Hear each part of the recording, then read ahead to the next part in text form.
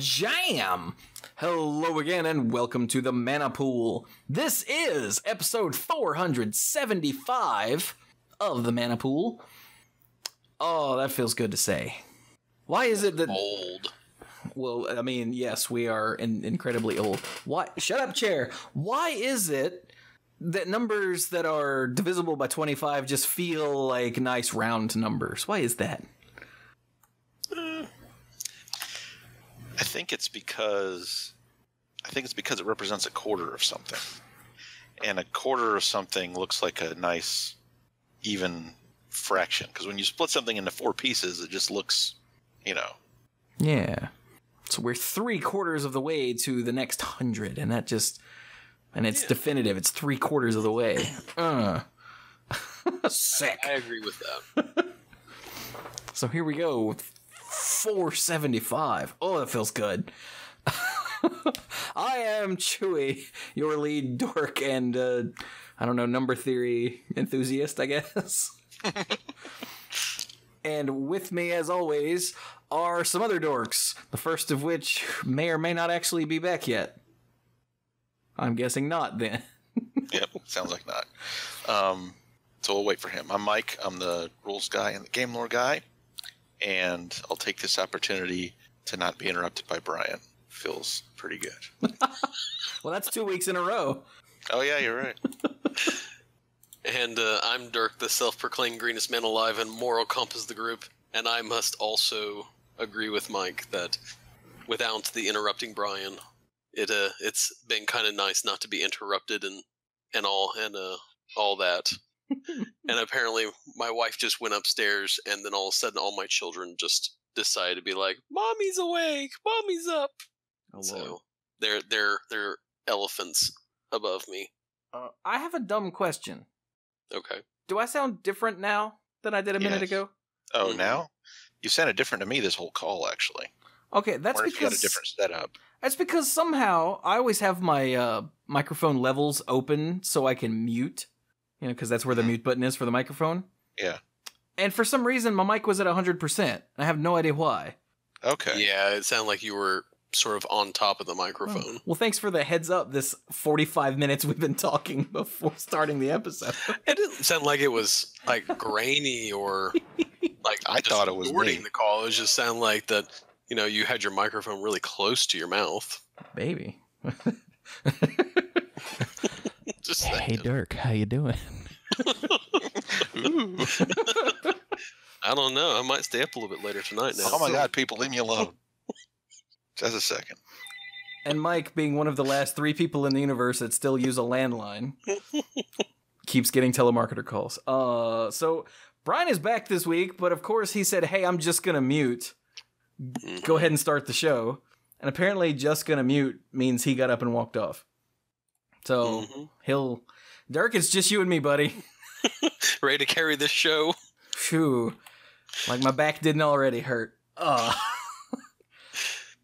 will say, it definitely, 475 shows, you said, right? Yeah.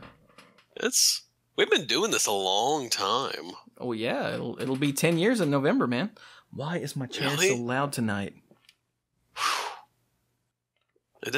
There have been times where I feel like it hasn't been that long, and then there are other times where I think, yeah, we've been at this a long time. It's true. We weren't the first, but I like to think we're the best. Complete with squeaky chair and mic issues and disappearing co-hosts. We've seen, what was it, Eric, what was his show? Mr. Suitcase. Mr. Suitcase. Yeah, he came and went. Like I said, there's been a bunch that we would talk about or mention, and then they just sort of started, and then they just disappeared. And well, I mean, to be fair, Eric was around before us. Well, there you go. Yeah. But anyway, let's talk about some other stuff. Like, adorable cat dragon tokens? Yeah. So, whenever we were sort of talking about things, I had mentioned that with the tokens for the commander set that the very first line has cat bat rats. There is that, yeah. But the cat bat rats are not adorable. No. Whereas the cat dragon created by whatever his name is, Wasitora Nakoru Queen, are adorable. Oh my god. Wait, who was that? It's Hey, me. look, Brian came back. It's a lead rambler. I apologize. I'm missing episodes entirely and getting ready to record, and then I have to go and all that. I'm being highly sporadic. So, but I'm here until something else happens. So, yes, I'm here to talk about preview cards, and yes, I made a point of showing this token to my wife because I was like, it's adorable, and she agreed. Would you like to have one in your house? No. We're already raising a new kitten that can't fly, although sometimes it feels like she can. So, no. But I'd be like happy to go to the zoo and see it. Or to your house. Why don't you get one? No. Just no. I have a cat. Her name is Penny. Because she gets into everything. It's like, what's this? Pulls things off bookshelves, leaves food everywhere. Just... I have a cat. Her name is Penny. And at some point, she'll turn into a real girl. Person. Do you ever come into a room and find her hanging from the curtains? You're like, damn it! No, what she does is she climbs over the gate now. Oh. Like the little wooden gates that are adjustable for the door size. Yeah, they're called she climbs over those now. Yeah. By the way, for listeners, we might have to get the bigger gates, except that I'm pretty sure she would climb over those and she would just have further the fall. For listeners that don't know, the joke here is that Dirk's daughter's name is Penny, in case you're relatively new here. That's why this is funny. It's not like, I got a cat named Penny. Well, why is that funny? It's because it's his daughter. That's the joke. Yeah. Okay. That's my daughter.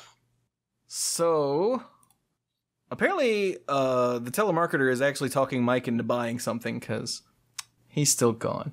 Did he have to leave while I was gone? Yeah, his phone rang again.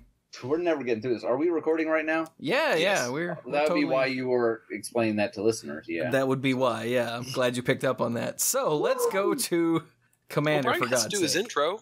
What? No, he doesn't. He missed his opportunity because he walked away. So, let's... So, hey, Brian. Hey! Shut up. I mean, hey, Brian, you weren't here last week. I wasn't. But just real quick, I listened to the last episode. I heard their comments, and for the most part, I agree with everything that was said, especially the discussion about Okagachi. I really enjoyed the flavor in Kamigawa, and I read all 3 books. I thought it was really interesting how the hero, quote unquote, of the story, Toshi, was a black aligned character, and a lot of the values were kind of inversed in some of this, so I really kind of ate it up. And Okagachi was this supreme kami that was too big a concept to even fit on the cards, like Chewie said last time. And I opened up the web browser that day and saw the headline Okagachi, and I'm like, ooh, they're gonna do it. This could be really interesting. And then I read it, and I read it like right after reading the article about the Dragon, which completely blew my expectations away. And then I'm reading Okagachi, and I'm like, that's it? Really? I mean, it's a powerful effect, but it's disappointing considering the magnitude of the character that it was based on. So, but I think that's all Chewie wanted me to say. Other than that, I thought these guys hit things pretty well. And I enjoyed Mike's discussion about Marcel the Pretender, because nobody knows the dark quite like Mike. By which I mean the period of magic history, the dark, not, Anyway. Who knows what evil lurks in the hearts of men? Mike knows. Yeah. Find out on Mike's turn. And for the record, since we're not going to be going back and covering cards that you guys did, because then this episode would be silly, I really do love Eminence just as a mechanic. I always liked Oloro, and I know a couple times during preview week they said we don't want to do Oloro effect that's just good in any deck. They wanted to do tribal ones, because I kind of get that sort of static effect. Then Oloro doesn't care what the rest of your deck does. It's just a powerful effect that's going to happen every turn regardless, so you could never play him. I just like the design space of using an ability in a zone that normally doesn't have access to that. So I thought that was pretty cool. And so I like this here. And some of them are more interesting than others. But I like the fact that I can build the deck and I can still have that effect even when they're not out, because sometimes your commander having to be in play can actually feel like more of a hoop to jump through than you maybe want it to be. You know, if you're like, okay, this is going to be great, all I have to do is play my commander and let it survive for a turn. And there are games where that's never going to happen. So it's kind of a feel bad when you're like, all I want to do is make my deck do this one thing, and you can't get there. So, yay Eminence. Yay Cat Dragons. And we got a bunch of stuff to talk about that you guys didn't have a chance to get to last time. So we can get right to it. And then I guess the last thing is the Bloodforged Battle Axe is hilarious. It's just hilarious. Everyone gets an axe. It's kind of sticky, though. Ew. Ew. It's made out of blood. So right. All right. So does that mean that they they quench it in blood? I wonder if that would be better or worse for a blade. My understanding is the blood is a replicator. Like the battle axe is enchanted such that when it hits the opponent and spills their blood, a new one springs out of the blood. So it's like forged by the blood. Yeah. No, but I mean, like in actual metallurgy, would it be feasible to quench something in blood? Would that help or hurt? Well, I mean, I would think that would be bad. I don't know why. It's a liquid. It's theory you could put out a fire with blood. I used to know the actual science behind what quenching did, but that was a long time ago. I mean, when you anneal something, you heat it up and then you cool it down again. And the idea is that, okay, so the molecules are arranged. They don't have a crystalline structure. It's more of a glass. It's a disorganized crystalline structure, and you heat it up and cool it down again to kind of just shake it up a bit and try to shake up the molecules so that they'll keep settling down into lower and lower energy states in a stronger glass structure. Oh, that's what annealing does: heating something up and cooling it down again. I see. In which case, what you actually quench it in doesn't matter. Not if you're just not for just heating and cooling. Yeah, what you quench it in does kind of matter, but the main purpose is to lock. Once you quench it, you really can't really reheat it to do more work. The final quench is supposed to shock it back into some sort of organized structure. Like, essentially, that's the final hardening step. You really can't reheat it after that point. Well, if you are into metallurgy and you would like to yell at us, send us an email to dorks@themanapool.com. So, let's go to the white cards. Well, here's what I was going to say. Oh, Lord. Well, no, we're not going to go through it per deck because that would be a nightmare. No, and I wouldn't recommend that. But these colors are not evenly distributed because of the way the decks break out. And blue and green cards, there's only 5 new cards, whereas the others all get 8. So I was going to suggest maybe starting and going out of order. And maybe out of deference to Mr. Zerk, starting with green. But before we even do that, do we want to hit this cycle real quick? There's a cycle? Curses. Yeah. Yeah, the uncommon cycle of curses. Yes. With Travis. That guy's name has to be Travis, right? Look at it. Tell me that's not a Travis. Oh my god, it's the same guy. Yep. Yes, it's Travis. I have not looked at these cards, so Travis the Cursed. Well, why don't we start with the white curse and work our way down? Good old Travis. The thing I really like about these curse cards is that they're quote unquote curses of things that you would. It's almost like the inverse of the wishes, where it's like these are normally assumed to be good things. For example, Curse of Vitality. Well, Vitality sounds like a great thing, right? Curse of Vitality for 2 and a white. It's a enchantment or a curse, of course, enchant player. Whenever enchanted player is attacked, you gain 2 life. You, the controller of the curse, of course. Each opponent attacking that player does the same. So it encourages people to attack that person. But you also always get the benefit regardless of whether you're the one that's attacking or not. And the flavor text is, good health beckons many a vigorous follower. So because he's blessed with good vitality, I guess people think he's a witch or something. So they're like, get him. Or maybe he's like Khan and they want him for his super blood or something. He has that's spoilers. of all these, that's the art that I understand the least. The white one. So wait. He has such vitality that if they punch him, they feel better. They feel better. Have you tried punching this guy? It's great. It's great. Travis, Punching come him over makes here. me feel better. Yeah. Oh, topical humor. He must be a Nazi. I'm sorry, I couldn't resist. Well, Nazis are one of those groups that's always okay to hate them. I'm just going to go ahead and say it. It doesn't matter. Like, it may or may not be okay to attack a particular group, and almost certainly at one point or another that's going to be considered racist. But Nazis, screw them. They're safe. Yeah, it's in video games. The only things that it's always okay to make the villains that you shoot in the face are Nazis, zombies, and robots, and Nazi zombies. Like, or Nazi zombie robots. Dude. Oh man, you could have one explode and still be PG. Unless you're on YouTube, but I'll rant about that later, I'm sure. Right. Okay. No, exploding makes it M, especially if there's gore. Oh, but it's a zombie. Anyway.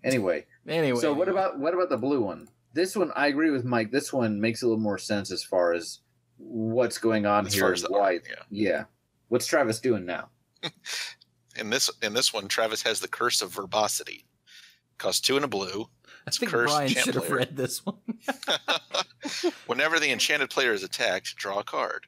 Each opponent attacking that player does the same. Idle chatter beckons many an attentive ear. Okay, so wait, I have a quick question about these. Mm-hmm. So if you attack that player, do you draw 2 cards? No, each opponent. Never mind. It says each opponent. Yeah. Nothing. No. Just ignore me. So no, you don't get extra, but you get the benefit whenever anybody else decides that they want to jump in on that. Right. Yes, this. And no matter how poorly you choose to play, you are not your own opponent. It may feel that way, but yeah, I agree. Maybe I should have taken this one. Haha, verbosity and all that good stuff. Basically, he's talking himself into a corner. But again, verbosity, something that you may not consider to be necessarily a bad thing. Like, I want to be able to speak in public and all that. Are you sure? Do you want to talk a lot? Maybe you can't stop talking. Now we know what happened to Brian all these years ago. Speaking of which, here's one that's relatively applicable to me. This one feels more like a regular curse. Like, I don't know why you'd think this would be a good thing. Unless you're just disturbed. The Curse of Disturbance for 2 and a black enchant player, of course. Whenever enchanted player is attacked, create a 2/2 black zombie creature token. Each opponent attacking that player does the same. Sounds of life beckon many a restless soul. Yeah, when there's zombies around, you can't be out walking around making noise, because then the zombies come and eat your face. Hey, I've got brains. Do you see my brains? Brains. My brains. The red one, since I'm assuming we'll let Dirk do the green one, is the Curse of Opulence. It only costs a red. Enchant player, blah, blah, blah. Whenever enchanted player is attacked, create a colorless artifact token named gold. So in the old days, they just say create a gold token. But it's a token named gold. It has sacrifice this artifact, add 1 mana of any color to your mana pool. Each opponent attacking that player does the same. So this creates the same token that you would get from both Guild and from the King. Mucker, the Gold Curse. Right. Who had... I was like, Midas. No, what was his name? When he became untapped, he did that. The reverse inspired. So yeah. You didn't read the flavor text. I'm getting there. Jiggling coins beckon many an eager hand. Jingling. Yeah, if your coins are jiggling, those aren't coins. But I think this is one of the arts where it's most clear of what's happening. Like, he's just walking down the street and coins are popping out of his jacket, and he doesn't look like he's got money coming out the wazoo. Exactly. And it, like some of the others, like Curse of Verbosity, you could say that, maybe it just looks like he's talking a whole lot. But this is clearly like he doesn't intend for this to be happening at all. And really, it sounds great. You're like, hey, I want to have a lot of money. But if you were walking down the street and money started popping out of your clothes and you couldn't help it, you would get mobbed. Yeah. So, In Assassin's Creed 2, when you wanted to distract people or cause a disturbance, you would throw money on the ground, which would actually subtract money from, how much money you had. mm-hmm. And all of the poor people walking around, or people walking around, would just dive on it. And there'd always be one guy who would yell, "The easy way!" And it became a thing with me and Scott. Anytime there was money anywhere, it'd be, "The easy way!" But yeah, like that was one guy willingly trying to, okay, here's some coins. Everybody scatter over there. I'll run this way. So with this happening not when he wants it to, I bet it's a mess. Yeah. And then there's the green one. Poor Travis. Thanks. And then there's the green one, which I actually think may be the best of all of these. Although they all have their use, but... So the Curse of Bounty. For 1 to green, it's an uncommon aura curse, enchant player. Whenever enchanted player is attacked, untap all non-land permanents you control. Each opponent attacking that player untaps all non-land permanents he or she controls. Flavorful aromas beckon many a salivating mouth. Wow, that's pretty good, right? Yeah, that seems good. All non-land permanents. See, the thing that's funny about this is I would almost consider the green and red one would need to swap, because the green one generally would be one that makes mana, and the red one would be one that sort of says untap your stuff so you can attack again. Although I know the green one doesn't say attack again, it just says, untap your stuff. But sort of how the color wheel sort of does things, it sort of feels like that the red and green one should swap in my head. I'm okay with this just because I don't feel like untapping stuff is something that red does very well. Yeah, red would, like Dirk said, red really only untaps stuff if it's untapping creatures to attack again. Yeah. And since this lets you untap all your non-land stuff, there are other green cards that do this. And as far as green making mana, if I get that point, but like usually when green is going to make mana, it's going to be a new permanent source of mana. It might make it would go search a land instead of giving you a one use. And Wizards has shifted rituals away from black and more into red. And even in red, they do it very, very infrequently now because they have finally figured out that yes, there actually is a problem with dark ritual. Go figure. I know, right? So that's actually why I think that's more at home there than it would be in another color. But I've definitely, I think there are ways to spin both of these where you could switch the curses, switch the effects, but you'd then tweak it a little bit. Like the green one, if you wanted to make it mana, be like when you do that rampant growth, which I think would be pretty good. You might have to make it cost 3, maybe. And then the red one, if you want to make it untap, maybe creatures that attack. Untap creature. There you go. Creatures that attacked. Yeah, but you have to add a bunch more words to it to make sure it doesn't just turn into infinite combats for whoever's turn it is. Yeah, that's definitely true. If it's the first time that a creature attacked this turn, blah, blah, blah, blah. Yeah. So, okay. I just realized something. I didn't understand the art for Curse of Bounty the first time I looked at it. I thought it was just kind of sitting in a hole and screaming because wolves were surrounding him. But no, now I see that now that I see he's in the middle of eating a piece of chicken and he sees the wolf sneaking up on him. It's like, he's got his campfire going and he's like, this tastes great. And the wolves are like, does it now? Can I have a bite? So, okay, well, do we want to stay in green? Do we want to head back up to white or do blue? Or how do we want to do this? I mean, I see no reason to jump around for the sake of jumping around. So let's just start at the top and make it easier on the people that are following along at home. Making it easy on the listeners. So we'll jump from green to white. Got it. Yes. We'll do the cycle because Brian can't handle doing things without doing Travis first. I know. It's true. And then we're going to jump to blue and then to green just to piss you off. So Poor Travis. I wonder if he survived. I wonder if we'll see him again. I wonder if his name is actually Travis. Although Brian, look at him. Brian's right. He's a Travis. I'm telling you. Is your name Travis? Tweet at us at the Mana Pool. Is he on Innistrad? Look at the clothes he's wearing. Look at the stuff that's being pointed at him in Curse of Vitality and the people around him in Curse of Verbosity. I feel like he's on Innistrad. Yeah, Travis from Innistrad. I would agree with Brian. Yeah, I mean, that's where curses are from. The only one that doesn't look like as much like Innistrad is Opulence, but all the rest are totally Innistrad. Opulence just because of the background. There's a nice blue sky and big Ravnica-looking buildings. But Well, then do you think he might be in Poliano instead? Your mother? Wait, where's that? That's where Conspiracy, yeah. Mm-hmm.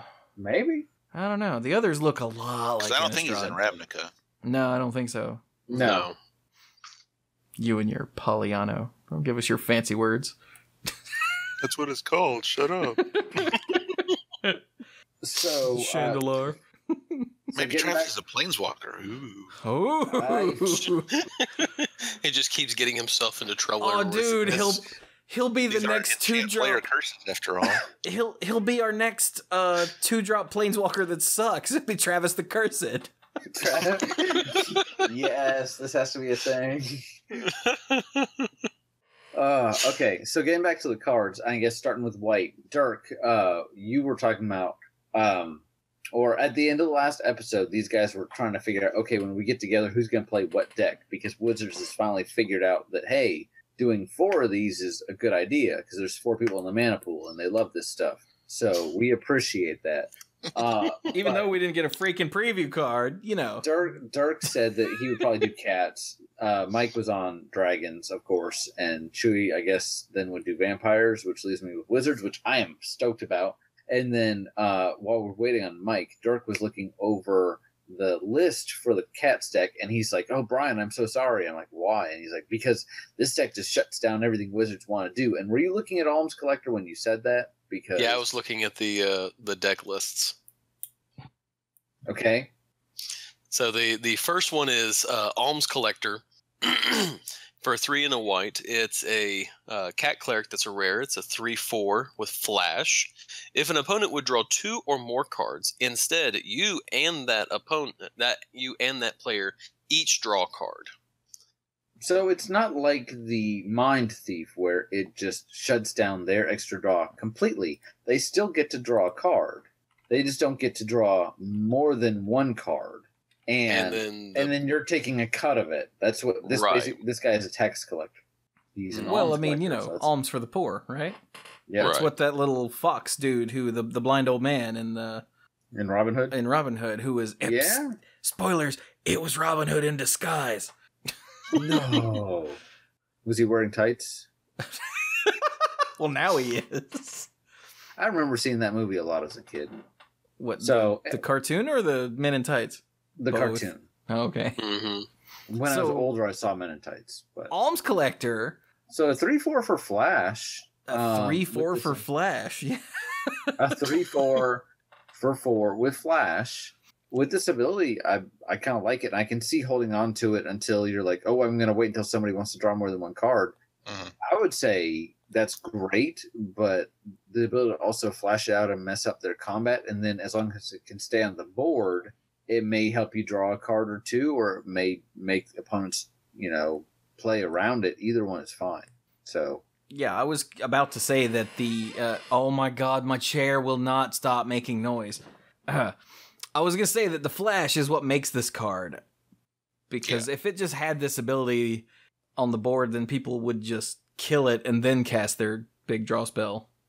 But you can wait for them to cast their big draw spell and be like, bam! Thank you. There is no justice when some profit and others go without. Oh, stop drawing all them cards. That thief also costs 4 and has flash, right? Yeah. But it's like a 3/1. And it's blue and black. This is monocolored, so I can't remember that card's name, but yeah, that one. Neither can I. For some reason, I keep coming up with Noxious Thief, and I know that's completely incorrect. I'll find it. Will you, Brian? Yes, I will. Oh, okay. What's the next white card? Notion Thief. Notion Thief. There we go. See, I guess I didn't find it. You called my bluff. I didn't find it. And it is a 3-1 for 4 with Flash, yes. Okay. So Alms Collector might be a thing in a couple decks. Yeah? Who knows? Yeah, because like 4 is right at the limit of what you want to be paying for a card in Legacy without it actually winning you the game. But turning a Brainstorm into a hand-wrecking spell is pretty serious. Draw a card, then put 2 cards back on top of your library. Mm-hmm. Yeah, pay a blue, draw a card, your opponent draws a card, and then you put 2 back. Aw. Feels good, man. Sorry, not sorry. Yeah, and when Mike said this might be a thing in a couple decks, he meant Legacy. In Legacy, yeah. Yeah. Which is pretty funny. I mean, definitely going to be a thing in Commander, for sure. Yeah, it's in the Commander set. Yeah, but also, this is a great price. This is not too expensive, and this is the fact that it could affect you multiple times over the course of the game until they decide to kill it. It's pretty good. Yeah. Yeah. Yeah. So what's the next cat? I mean, white card. It's a cat, though. Would be Balin, Wandering Knight. For 2 and 2 white, he's a 3/3 legendary cat knight with first strike. Ooh. And Balin has double strike as long as 2 or more equipment are attached to it. Ooh. You know, because he has 2 weapons. We can hit twice. Dude, he can dual wield. Yeah, exactly. He can do a lot more than that because you can pay 1 and a white to attach all equipment you control to Balin. Walks around with essentially a weapons rack attached to his back. Yeah, I just love the flavor of this. He's got like swords attached to his upper arm coming out straight from his elbow. He's got a spear in this hand, an axe in that hand. He's got knives on the back of his legs like Genji. Like he's just everything is a weapon, and he's like, I wonder if I could wear that helmet too. And you're like, dude. He's like, all right, I'm suited up. Throw that Argentum armor on me. Come on, man. He's going to be dual wielding armor sets. Holding 1 in each hand. That's his long distance weapon. He just throws the armor at you. Deals 6 damage. He's now I'm kind of picturing Arthur from Ghouls and Ghosts, and he just like chucking the armor. He's wearing lightning greaves and swiftfoot boots because screw you, that's why. Dude, then he should be able to throw it 4 times because So he's cool. Yeah, he's gonna be a good ha, and then your opponent will die most likely. Yeah, and then the rest of your opponents will kill you out of sheer terror. I like it. He very much reminds me of the red equipment deck that I had. Or was it the golem that would drop and then the Volshock? Yeah, the Volshock. Battlemaster. Battlemaster, that's what it was. But she grabs all the equipment on the battlefield at all. Yeah, right? from everyone. Yeah. Yeah. Give me that. All of these are mine now. Hey, what you doing? You can maybe get it back later if you're not dead. It's really funny, too, if you've only got like a couple of pieces of equipment. Let's say like you've got 3 weapons on the board and you attach them all to him. And someone like the Alms Collector turns and goes, Balin, what are you doing? He's like, what? I'm just duct taping this hammer to the end of my spear. Shut up. Isn't that a thing now? I saw this on Game of Thrones, man. It'll be great. I don't watch Game of Thrones, so I don't know if that's funny. But anyway, right. I remember back in the day I was talking about, like someone wearing, cranial platings as shoulder pads and holding an axe in one hand, a hammer in the other. It's funnier when they're a creature that's usually like bipedal and usually not sentient. So if you've got like a goat and it's got like... Oh, you mean quadrupedal? Yeah. Yeah. Yeah, sorry. Goat. The goat's got like 2 bone splitters sticking out of its mouth. And somehow a Loxodon Warhammer. And... Yeah. Throwing knives on each horn. No, it can't throw them. It doesn't care. Or like a sea serpent wearing 2 pairs of boots or something. And it's a ninja because it's got shuriken. Exactly. Okay, anyway, next card. This next card is a very interesting card, and I'm not sure how I feel about it. Because the first time I read it, I was like, this is pretty cool. And then I read it again, I'm like, wait. Fortunate Few for 3 generic. Yes, Chewie. I am making a point of saying that. And 2 white is a sorcery. Choose a non-land permanent you don't control. And you don't control is the part I missed the first time. Then each other player chooses a non-land permanent he or she doesn't control that hasn't been chosen this way. Destroy all other non-land permanents. Oh, God. And the flavor text is it over? And I like how in the picture, everybody's just like cowering. And there's a sheep and a guy that's like, ah! And a girl with a spear that's just kind of like, what? Wait, no, that's the goat we were just talking about. But Yeah, all of his weapons got destroyed. All his weapons got destroyed, yeah. There's a goblin, too. Yeah, what is that? Is that like an Eldrazi thing? What is that? No, it's just a weird guy. Is that a weird guy? Yeah. Like He's crouched down on the ground. Those are his hands on the ground. He's got some bracers on. He has a weird goatee. He has a bald head. I'm not seeing goatee. Like his head looks like some sort of weird like predator thing. I'm sure it'll pop out at you later. Probably. Which way is he facing? Left. Yeah, there's a goblin, a goat, a woman, and an old man. Okay, so Dirk sees an old man. I see some sort of weird monster thing. It took me a few beats to see it, too. I'm not seeing a normal face. It looks like he's got weird white eyes and like humps on his back. I think he's a monster thing. I don't think he's just a dude.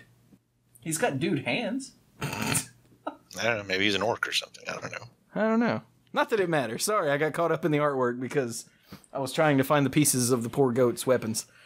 So this is like politics writ large, right? It is, but I think it's a lot of times, even with some of these white symmetrical effects, it'll let you choose one that you like that's your own first, then everybody else's make everybody else choose something else. No? You have to choose something you don't control. I know. I'm saying that a lot of times with these types of cards... Oh, you're talking about something else. Okay, got it. Yes. So a lot of times with these types of effects, you'll be able to choose something of your own that you like first, and you're like, all right, everybody else pick something. And here, it's definitely fair because you don't get the benefit of picking one of your own things. You are completely reliant on someone else choosing something if you want them to keep it. Most likely when you play this, you have to be prepared to lose all of your non-land permanents. Because especially if you're making other people lose their nice ones, they're not going to be like, oh, gee, thanks for that. Yeah, so, they might be mad at you. Yeah.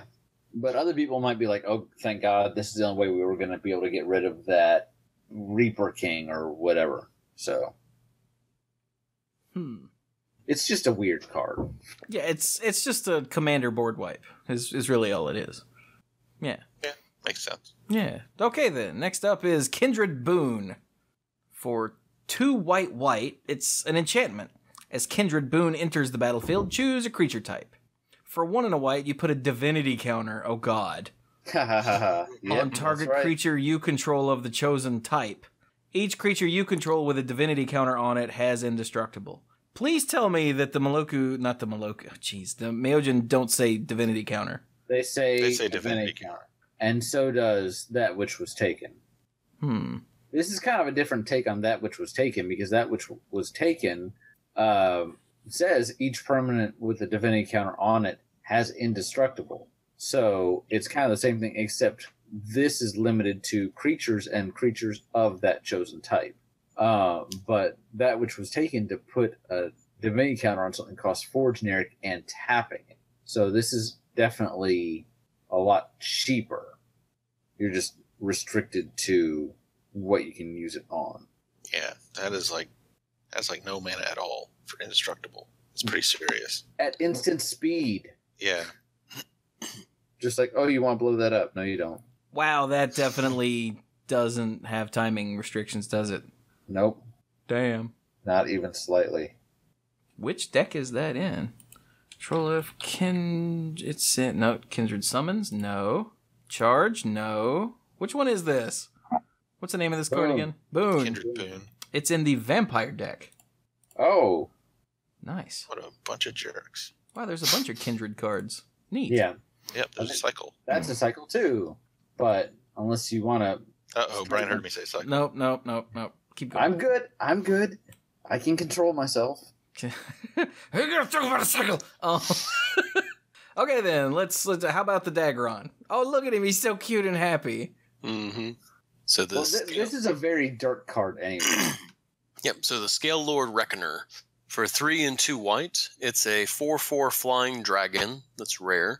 Whenever a dragon you control becomes the target of a spell or ability an opponent controls, destroy target non-land permanent that player controls. It's Karmic Justice for dragons. Mm-hmm. Except it's even targets. Karmic Justice says whenever a spell or ability an opponent controls destroys a non-creature permanent you control, you may destroy a permanent that player controls. This is whenever they even target one of your dragons, you can blow up one of their things.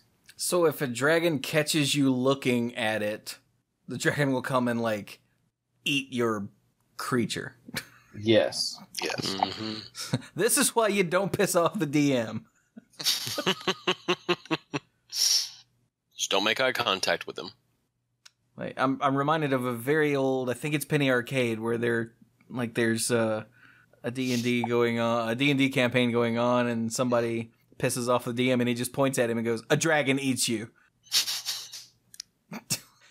But can't no. Huh. That's really good, though.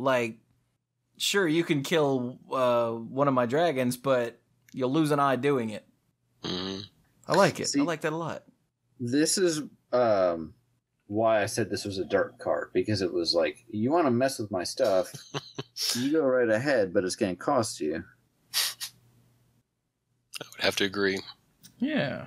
Okay, well, I mean, it's relatively straightforward, though, so let's keep going. Right.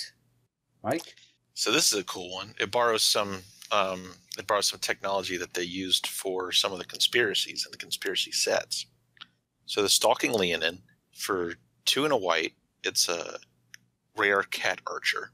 And it's a 3/3. When Stalking Leonin enters the battlefield, secretly choose an opponent. It has an activated ability, reveal the player you chose, exile target creature that's attacking you if it's controlled by the chosen player. Activate this ability only once. Nice. Again, politics. Mm-hmm. And I just love like the flavor of it. Watching you. Yeah, I think we made this joke on Monday Night Magic, so I apologize, but he's the Velociraptor in the tall grass.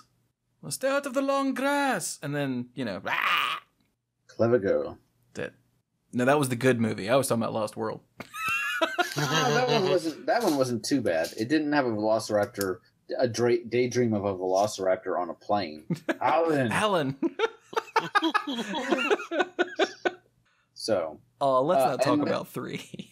And then I like how you can then after you've popped its effect, you can then blink it to reset it, and it's do I choose the same person or some? In fact, if you can blink mid combat, you can literally exile something, blink him, choose that player again, and then exile something else.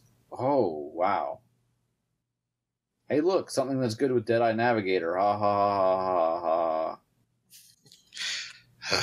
Yeah. Right. Well, moving right along. There's something else to say about that. Mm. Okay. Last white card. Teferi's Protection. Hey, Teferi, how's it going? For God, freaking Teferi. For 2 and a white. Well, this is going to be interesting when it has his name. For 2 and a white. As an instant, until your next turn, your life total can't change, and you have protection from everything. All permanents you control phase out. Exile Teferi's Protection. And there was a rules change that went with this card. Oh, really? Yeah. Tokens, when they phase out, no longer go away. Really? Because phasing technically doesn't leave the battlefield. Yeah. Huh. So when you phase out a token, it just phases out. It stays there. Then you better be darn sure when you play this that you know what tokens you have and what they represent and how many of each. because if you've got like a pile of beads over here, and even if you know what they are, because you've been adding and subtracting them, if you're going to move them away for even a little bit, you better make sure you keep track of how many you have. But I think it'll probably just be easier just to keep everything where it is. Yeah, thankfully, since this does everything, you can just be like, okay, my stuff's phased out. Yeah. I mean, I guess it's possible for you to play this and then play more. No, you can't play more stuff to the board unless it's free or unless you have mana floating in your pool. Yeah. That'd be weird. Okay, so it is possible to purposefully only phase out some things and then play more stuff to the board. If you really wanted to, yeah. Oh, wow, maybe you do want to. Now, so say you float mana and play Teferi's Protection and a board wipe, and you're like, idiots. So Mike, Yes. you play Teferi's Protection. I go, okay, and then during my turn, I play Searing Pain and attack you with a Glistener Elf. Do you get a poison counter? Yes, because that's not changing my life total. It's not changing your life total. You technically have protection from the Glistener Elf. Oh, never mind. I'm sorry. Well, I protect from the Glistener Elf, but you played Searing Pain, so damage can't actually be prevented. So Correct. Protection doesn't prevent the damage. And I'm not targeting you. Yeah, right. Yes, correct.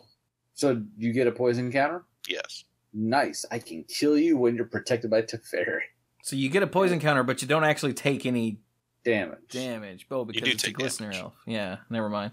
Well, no, you would take damage, but that damage is replaced thanks to... Yeah, the result of the damage is poison counters instead of yes. life loss. Okay, so those are the white cards. Yay, phasing. And it's hard to see when the art is this size, but they had a bigger version of it in one of the articles today. But those things flying around up in the air are those mobile Phyrexian portals that they used during the invasion. Oh, okay. I see it now. You know what I'm talking about? Those weird flying around things that look like the erratic portal. Mm-hmm. Sick. Okay, then. So that's it in white for new cards. Mm-hmm. Phasing. Shut up. So let's go to blue. Who's up? That would be you? Okay, then. Let's talk about the Galecaster Colossus. I am not down with this card. Galecaster Colossus. It's a 5/6 giant wizard for 5 and 2 blue. Okay. Tap an... Oh my god. This has to be a misprint. Tap an untapped wizard you control, return target non-land permanent you don't control to its owner's hand. So you can't target your own stuff, so you can't be like, tap this wizard, return to my hand, play this wizard, tap this wizard, plug, Yeah. shenanigans. Not that that's really the issue here anyway, but... It's just so mean. Yeah. Mm-hmm. He's expensive. That's because if he was cheap, it would be dumb. It's worth every mana. Wow. I'm speechless that this was printed. I guess it's not printed in, a way that makes standard. a way that makes it playable in anything else, but still, Jesus. Big, silly effects. This is one of those things where people play it, bounce a lot of stuff, and then die because everyone hates them. It's gonna die. It's gonna die like a lot. Oh, let's move on before I cry. Okay. I'll grab this one. Kindred Discovery. Yeah, this For is 3 another and 2 of the blue. cycle. Yeah, go ahead. Okay. For 3 and 2 blue, it's an rare enchantment. As Kindred Discovery enters the battlefield, choose a creature type. Whenever a creature you control of the chosen type enters the battlefield or attacks, draw a card. We heard you like drawing is this cards. So. Is this in the wizard deck? That would... I think it's in the dragon deck. Control F Discovery is Wizard in deck would the make- dragon deck, yeah. Really? Yeah. They're going to be attacking a lot. I'm just thinking, I'm like, oh gosh. I'm just gonna cry a little bit. Mike's gonna be drawing cards on us a lot. Jeez. Anyway, let's move on. That one's self-explanatory. Yeah. It also trips me out that it's got merfolk in the art. Mm-hmm. Because, merfolk. When's the last time we saw merfolk, like, for real? Been a while. It's funny, the card was previewed, and then it said, this is going to feature in tomorrow's decks. It was previewed on Monday, so it'll be featured in tomorrow's decks or something, and I thought, okay, because Monday was, what day was Monday? Cats. And then I was like, oh, great, it's going to be merfolk. And then Tuesday was dragons, and I was like, huh? I misunderstood. So Those are totally dragon people in the art. Seriously, So, Mike, when's the last time we had merfolk? Was it, were there merfolk in There's BFZ? merfolk on Zendikar. Yeah, but were there merfolk that's cards true. in BFZ? There had to have been, right? I mean, you'd think so. well, there's Kiora, Yeah, but- that blue-red legendary at the very least. Oh, whenever you play your second spell of the turn, draw a card or something. There were a couple more, at least. They were there. Fair enough. Okay, then. Next. Mike, is that you? That's you. All right. So So check this guy out. Jeez. yeah, so this is another entry in this this like long form cycle that they've been playing out in Commander products for the past few years. So Magus of the Mind. So first we had Magus of the Wheel, who could do a Wheel of Fortune. And then we had Magus of Will, who did Yawgmoth's Will. So Magus of the Mind, I think you'll start to recognize what this does as I continue reading it. For 4 blue, it's a 4/5 human wizard. Pay a blue, tap, and sacrifice Magus of the Mind. Shuffle your library. Then exile the top X cards, where X is 1 plus the number of spells cast this turn. Until end of turn, you may play cards exiled this way without paying their mana costs. Yeah. Mind's Desire. I'll show you what you truly desire. Yeah. That's the flavor text. I read this card and I was halfway through it and I was like, this feels like, and I stopped and I was like, no. Surely they wouldn't. Aw. Sure they wouldn't. But they can print things they wouldn't normally print, like Memory Jar, if it's on a Magus, because being on a Magus actually makes it weaker because it's more frail. Yeah. It also means you can reanimate it. Yes. But, this costs 6 to play, and then next turn you've got to build up your storm count and then activate it. Although technically it can be done at any time. But since it only costs 1 blue to activate, X you don't is- have to go out of your well- way to build up your storm count and then cast something that costs 6. And this is the number of spells cast this turn, not number of spells you cast. Right. So Just like Storm worked. just yeah. like Storm.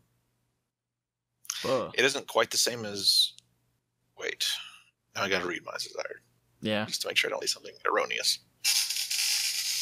That chair was not mine. That was me. We just all have very squeaky chairs. It's terrible. I'm sitting on a couch. You suck. So while Mike looks it up, does Body Double have new art? Yes, or I think that's actually promotional art that they had at one point. Yeah, it's from some other product. Yeah. You're not there. You're getting drunk. I mean, you're looking. Nothing. Well, I there's have one a Mountain more. Dew. There's one more new blue card. Wait a minute. What? Wait, well, I was waiting on you to finish reading Mind's Desire. Oh, yeah, I was about to say something Yeah, Go for right it. ahead. dumb. Yeah. Oh, so it's not different. No, it's not different. I was about to say something dumb. Yeah. Okay.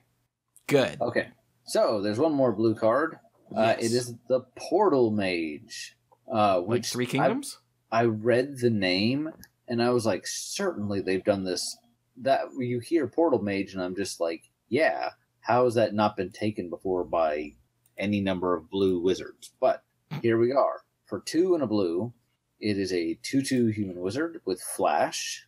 And when it enters the battlefield, during the declare attacker step, you may reselect which player or planeswalker target attacking creature is attacking.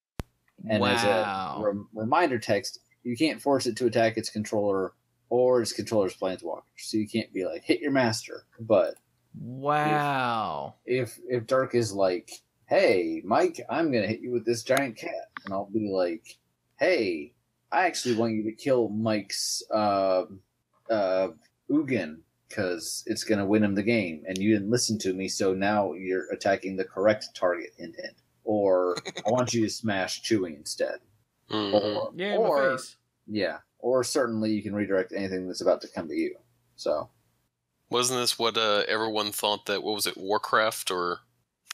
No, it was no. where it actually was supposed to redirect you. Like, well, I want this to attack this. And... This is just one thing. Master Warcraft, we thought, was select where everything is, make everything attack or any number of things attack and any number of targets and all sorts of stuff that we were like, Oh, wait a second. That's not what that says, is it? Our version was better. It was. They should print our version. Better. Wow. It's just strictly better. Now you're thinking with portals. I just love the idea that the portal mage has a portal gun, and this thing is charging at Mike, and the portal mage goes floom and shoots a blue portal over there, and then floom and an orange portal right in front of me. So this thing charges out and slams into me, and I wasn't even ready. It just makes me happy. Oh, look, I think those are the mage rings in the background of the art. Oh, from the plane that... Vert? Yeah. Right? Is that where the mage rings were? Yeah. Vert. Jace's home that he doesn't remember. Well, that place kind of sucked. It's been a couple weeks now, but the story article, Mike, where Nicol Bolas just takes the gate watch apart and crashes them. I thought it was. There's a moment where did you read that article? Yes. Mm-hmm. Where Jace is trying to find a way into Nicol Bolas' mind, which, by the way, is a dumb idea, but he compares it to another mind that he doesn't remember entering, and I think that he's comparing it, without even realizing it, to that original Sphinx legend that was teaching them how to do the mind stuff. Yeah, that was my first thought, but then I think I read somewhere else someone was saying, yeah, he was talking about Ugin, and I'm like, I don't know. I don't think so. Of that. Because the whole point was Jace was like, wait a minute, where was that? Right. So I disagree. Yeah, I agree with you that he was remembering Alhamret. Great. Yes, we're correct. Okay, so shall we move to black? Yes, the black cards. Okay. Who's next? I just took a card, so... Who did the Gale Crasher Colossus? That was Chewie. Me. Okay. Is that a hint? So, the first one up is the Bloodline Necromancer, which, being that it's uncommon, I bet it's in...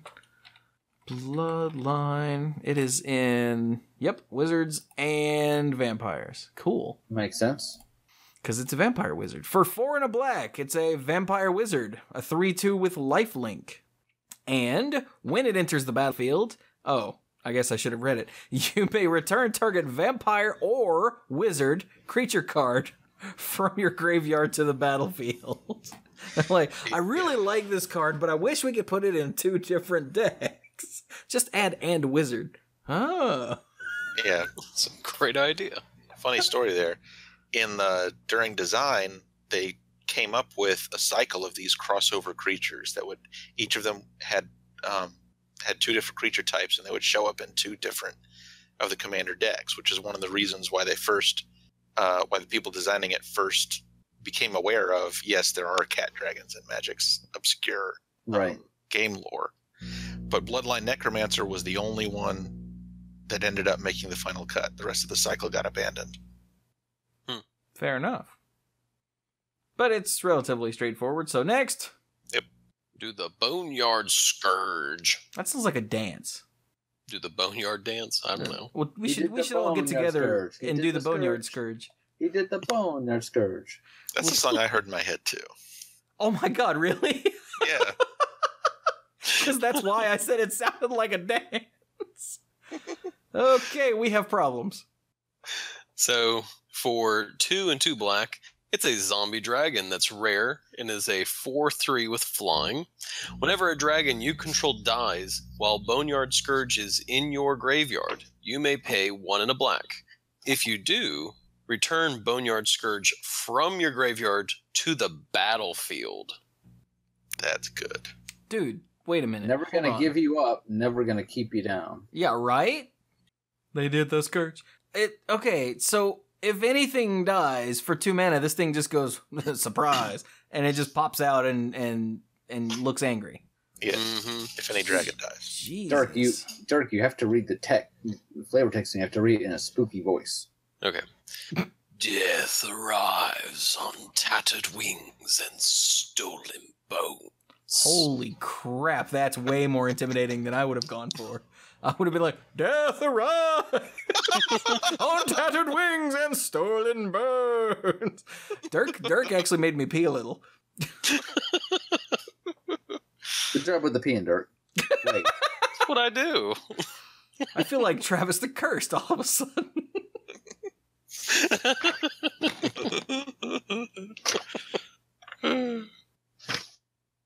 Anyway, let's that's good. That's good.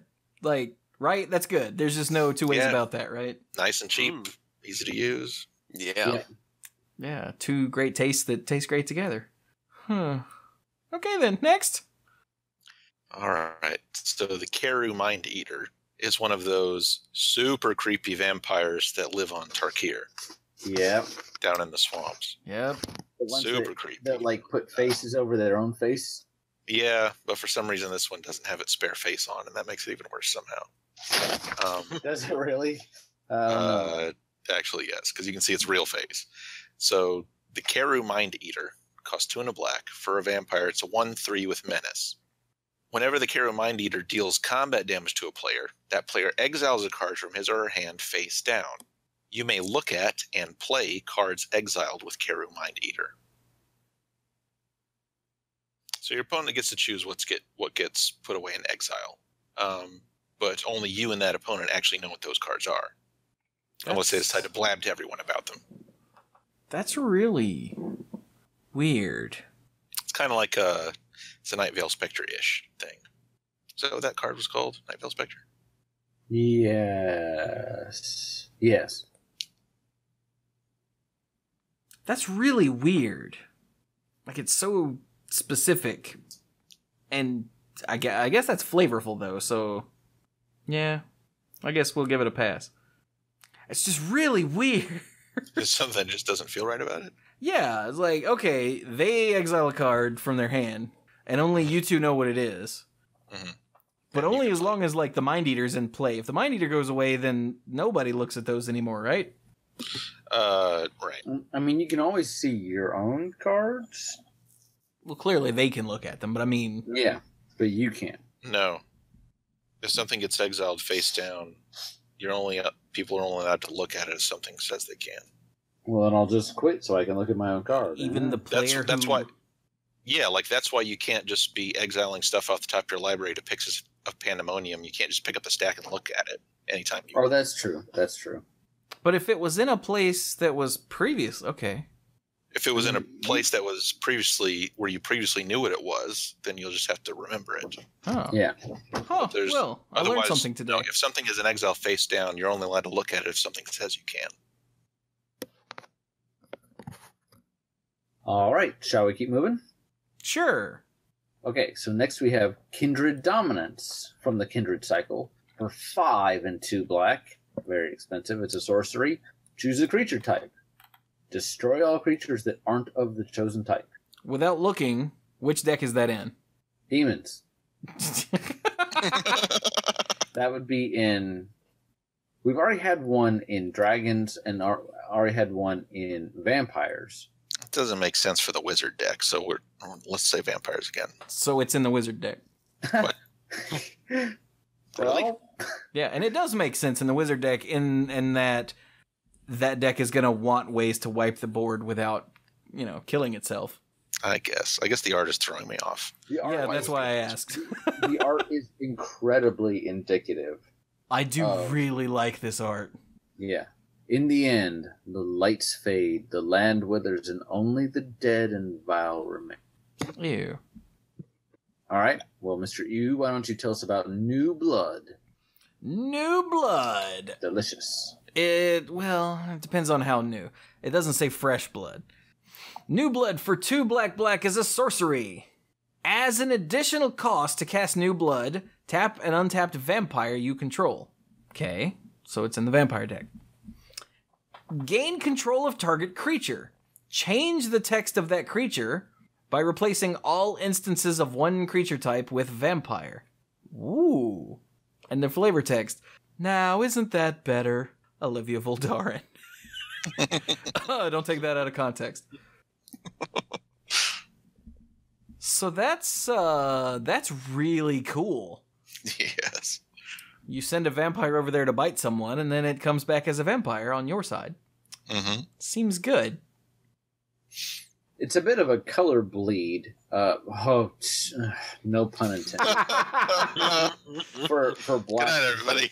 for black to snatch a creature that's not already dead. And the flavor excuse here is you have to already have a vampire, and then that vampire turns something else into a vampire and says, "Get over here." Well, I mean, think back to the early vampires. Vampires used to do that in Magic. Well, Yeah. I know. There have I'm even just been saying. more recent-ish vampire-themed cards that do that. True. And it's specifically creatures that are still on the battlefield, not ones that were in the graveyard. No, it's fine. Blue and black share that creature stealing space.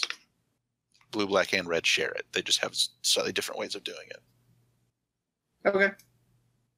It's cool. Snatch. But it is really vampire. cool, and especially in the context of maybe these tribal decks playing against each other, about how that second part of the ability works. Right. Like if you convert the green, the white and green legendary cat that can pump other cats, and now it turns into pumping other vampires. Mm-hmm. Yeah, it seems pretty cool. All right, then. Oh, dude. If you take over the Gale Caster Colossus. You shut your whore mouth. No. Next card. If you can actually resolve this against the Galecaster Colossus, then you deserve it. You deserve something. It may be a punch in the throat. You just tap my untapped vampire to bounce your thing. What?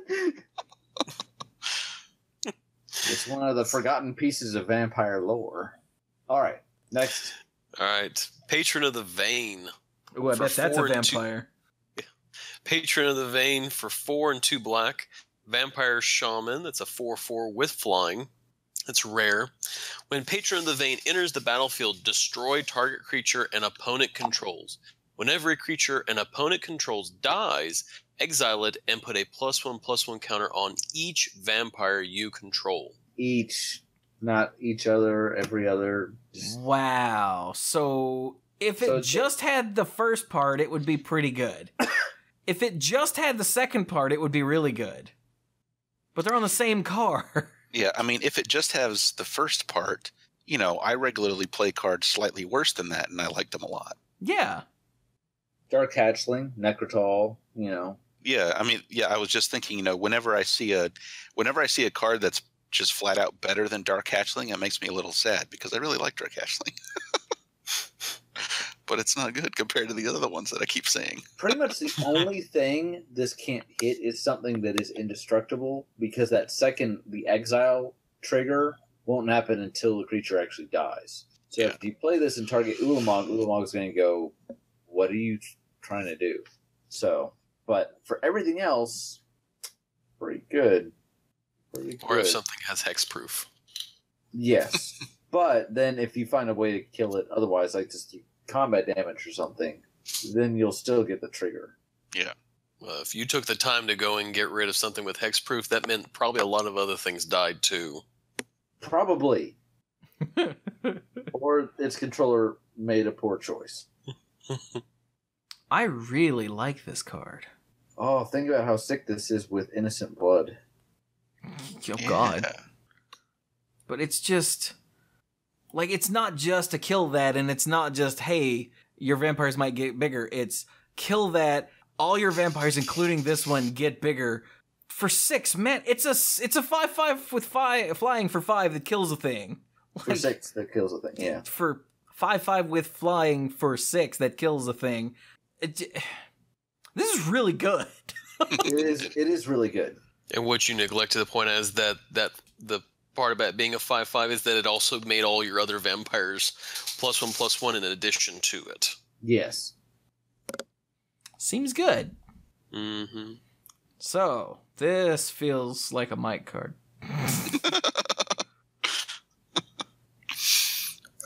The Vindictive Lich. For 3 and a black, it's a 4/1 zombie wizard. And when Vindictive Lich dies, choose one or more. Each mode must target a different player. So here are the 3 modes. Target opponent sacrifices a creature. Target opponent discards 2 cards. Target opponent loses 5 life. And it's a 4/1, so it's gonna die. Yeah. Screw you guys. I'm going to the graveyard. This feels like an improved Punisher card, because if it was, when this dies, each opponent must do one of the following, then they're just going to pick the one that disrupts their board the least. But because you are choosing a different mode for every opponent, in fact, you have to, you're going to pick the modes in such a way that it does the most damage. Or if you're playing politically, hey, Mike, you've been okay to me. You don't currently have a creature. Why don't you sack a creature? Hey, Chewie, discard your last 2 cards because I don't like you right now. And Dirk, lose 5 life, but don't hurt me.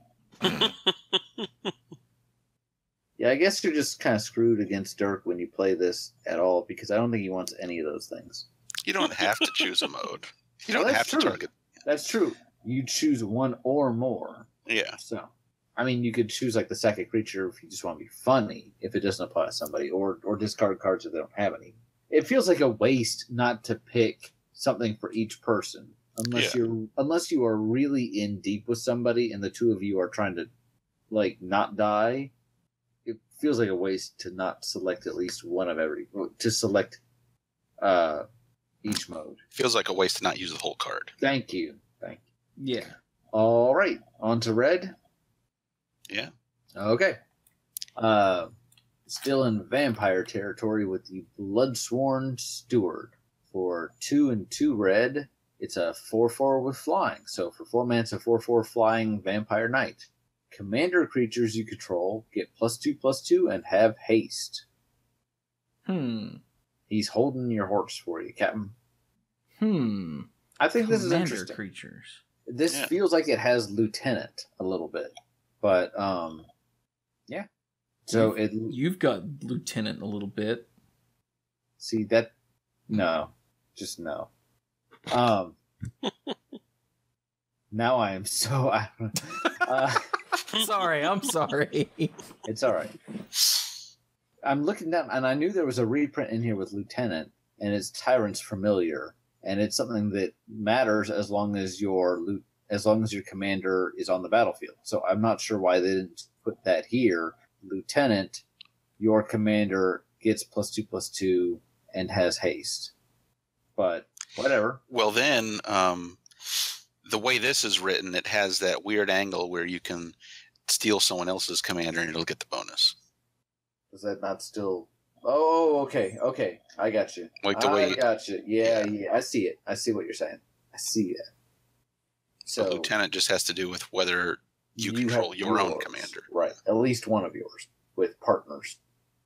So 4/4 for 4 with flying that pumps up your commander and gives it haste, which a lot of commanders would love to have haste.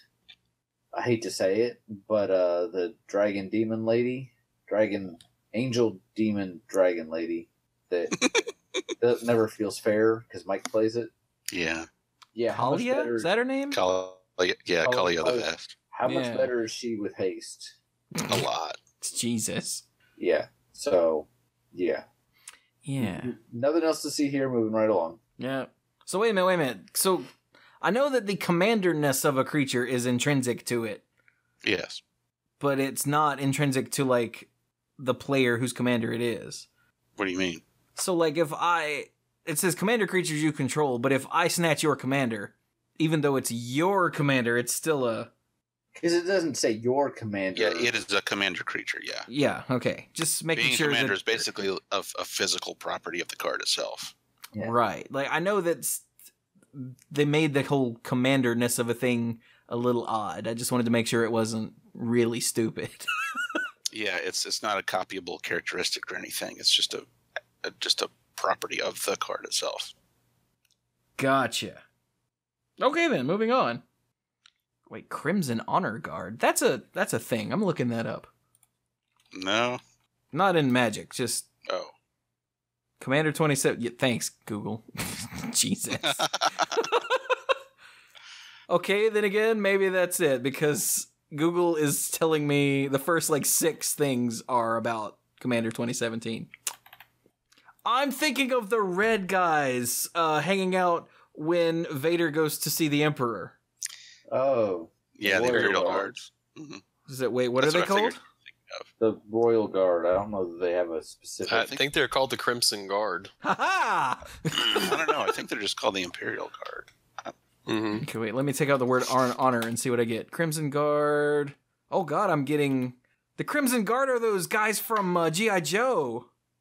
Also, the Crimson Guard is an item in Dota 2. Oh. They're called the Royal Guards. Oh, okay. So Brian got that one. Damn. Mm-hmm. Okay, I so... have the comic book, so I could tell you. The G.I. Joe guys are the Crimson Guard. The ones in red that had, the mask. Like the metal mask, not like the ninja mask. Anyway, okay, sorry. Keep going. Somebody read the card. I'm stupid. It's your turn. I'll read the card. I'm stupid. Crimson Honor Guard for 3 red is a Vampire Knight. Vampire Knight, 3 red. Okay, it's a 4/5 with trample. Okay, that's good. At the beginning of each player's end step, okay, Crimson Honor Guard deals 4 damage to that player unless he or she controls a commander. Ooh!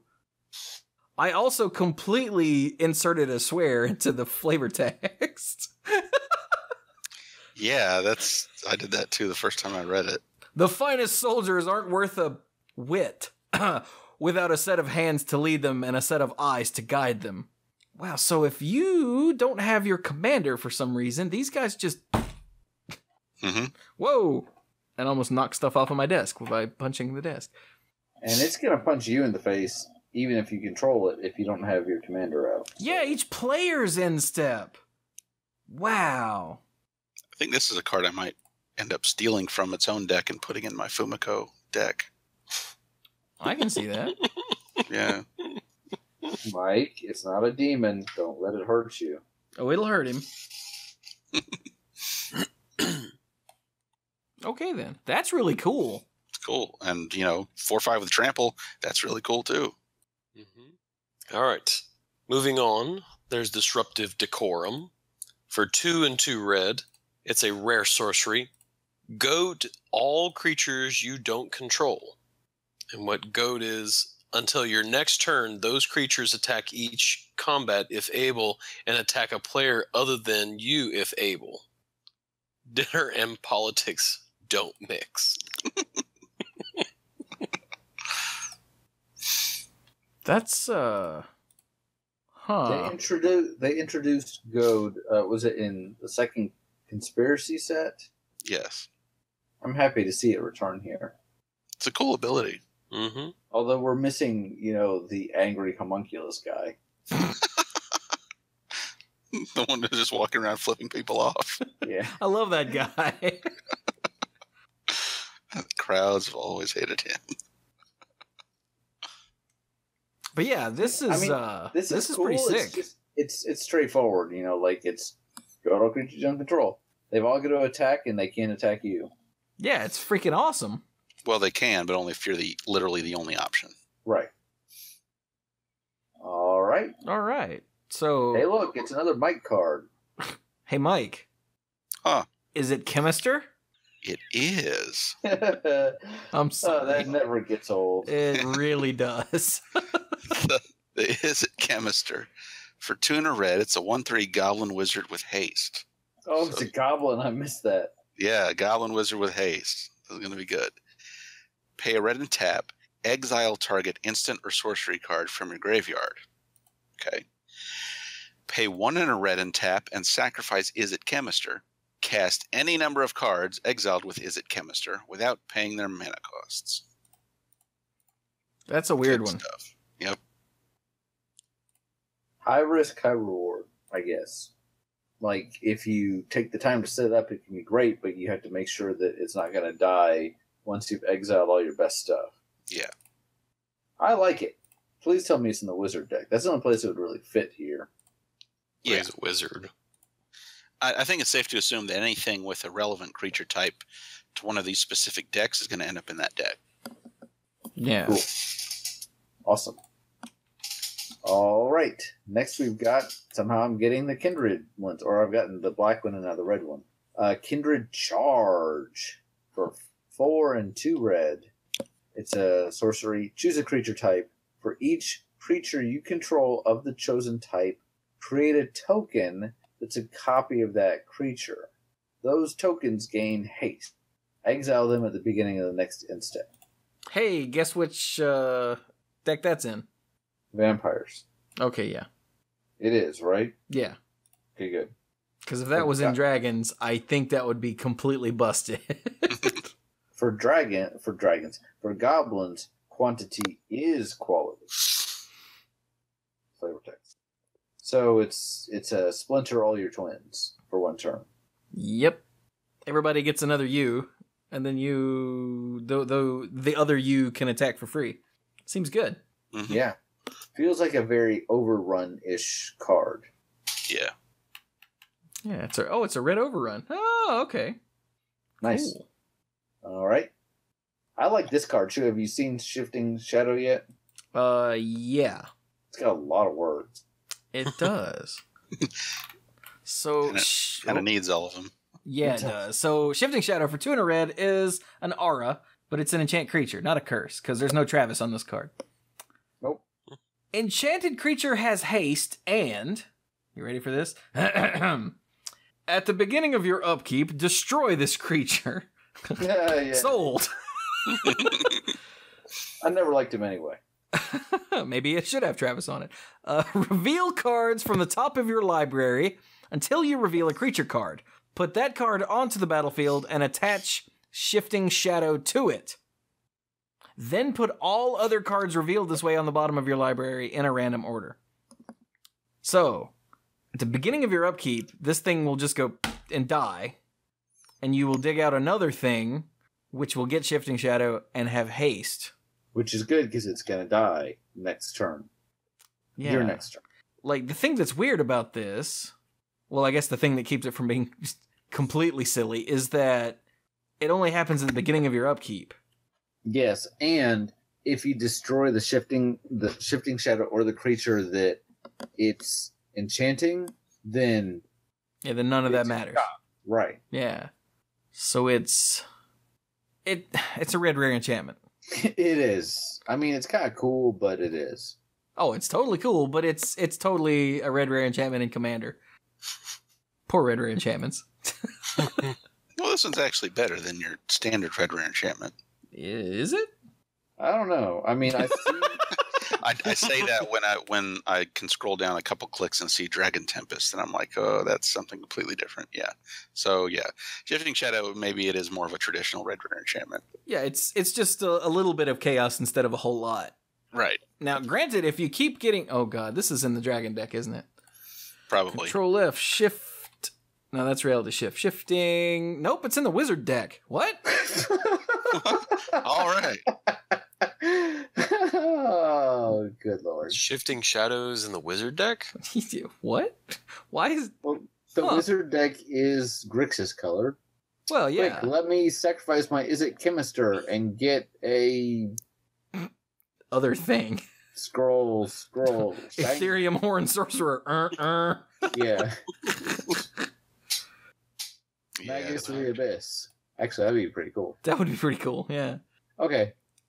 Okay, yeah, this one's weird. All right, Moving so on. Territorial Hellkite. For 2 and 2 red, it's a rare dragon that's a 6/5 with flying and haste. At the beginning of Yeah. Do what? For 4 mana. For 4 mana. At the beginning of combat on your turn, choose an opponent at random that Territorial Hellkite opponent didn't attack during your last combat. Sorry, I was looking and going, I don't know if that really makes sense.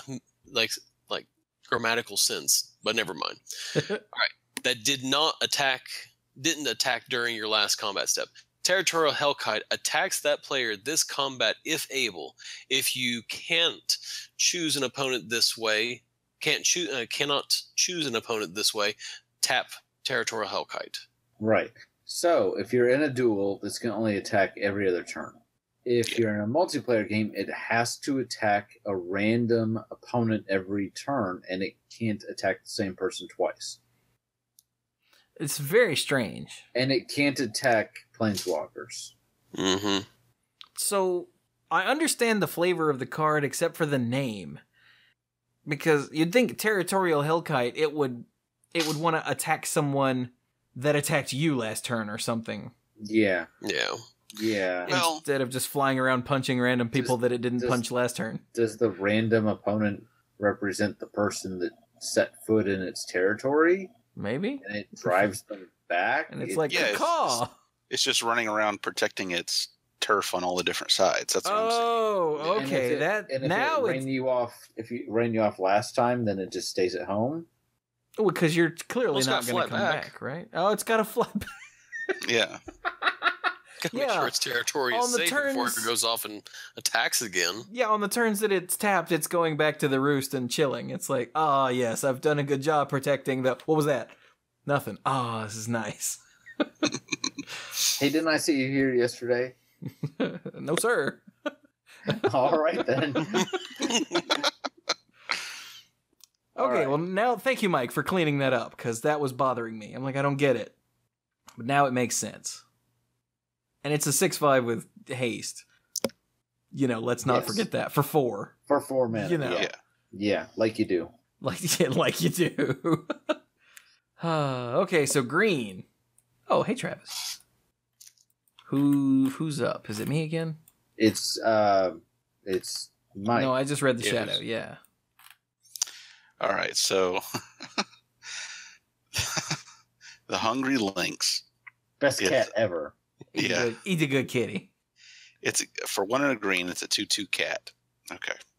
Cats you control have protection from rats. All right. At the beginning of your end step, target opponent creates a 1/1 black rat creature token with Death Touch. Whenever a rat dies, put a +1/+1 counter on each cat you control. Wow, those rats really, those cats are very good at sharing the rat. Yeah, a little bit goes a long way. They go a long way, yeah. Well, you've I heard think- the biblical story about the loaves and the fishes, right? Yep. Mhm. Well, it's just rats instead. It's not so weird. I really like this card. That's because it's so Yes. cool. It is. I had not It's read really this. neat. Cats you control have protection from rats. That's awesome. And since And- they're pro-rat, your opponent is more likely to send them somewhere else. Mhm. And they can't even use the rat to block your cats anyway. Yeah. And by giving them rats, you can get political with it. It's like, hey, here's a rat. It doesn't do you any good against me, but it might hold off that giant 10/10 over there that doesn't have pro rat. And someone's getting one each Each beginning turn. of your Of- end of- step. So someone's, every time your turn comes around, somebody's getting a rat. Yep. And every time a rat dies, all your cats get bigger. That's just really good. The only reason this stinks is if someone says, "Thanks for the rats. By the way, I'm going to kill your hungry lynx." Yeah, And basically. lose your protection. But It's so cute, too. Look at it. He's like, I'm going to eat you. Nom, nom, nom. nom. All right. Pretty kitty. Next up, we've got Kindred Summons, the last of the cycle. That This Brian one- gets again. Apparently. This one is in the cat deck. Costs 5 and 2 green. It's an instant. Reveal a creature type. I'm sorry. Choose a creature type. It's getting late. Choose a creature type. Reveal cards on the top of your library until you reveal X creature cards of the chosen type, where X is the number of creatures you already control of that type.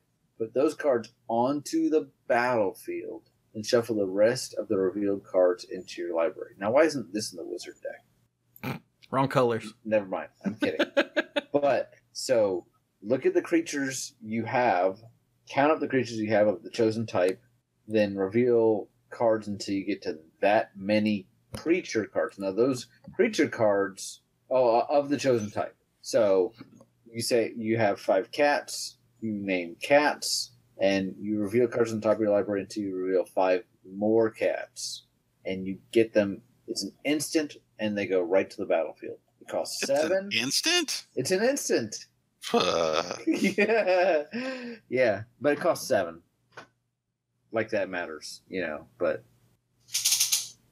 I think the only thing you can possibly say about this is, dang! Yeah. Just double your army. Blech. Seems... I want this for my beast deck. And then I'll deck myself. Then you'll finally understand how I feel.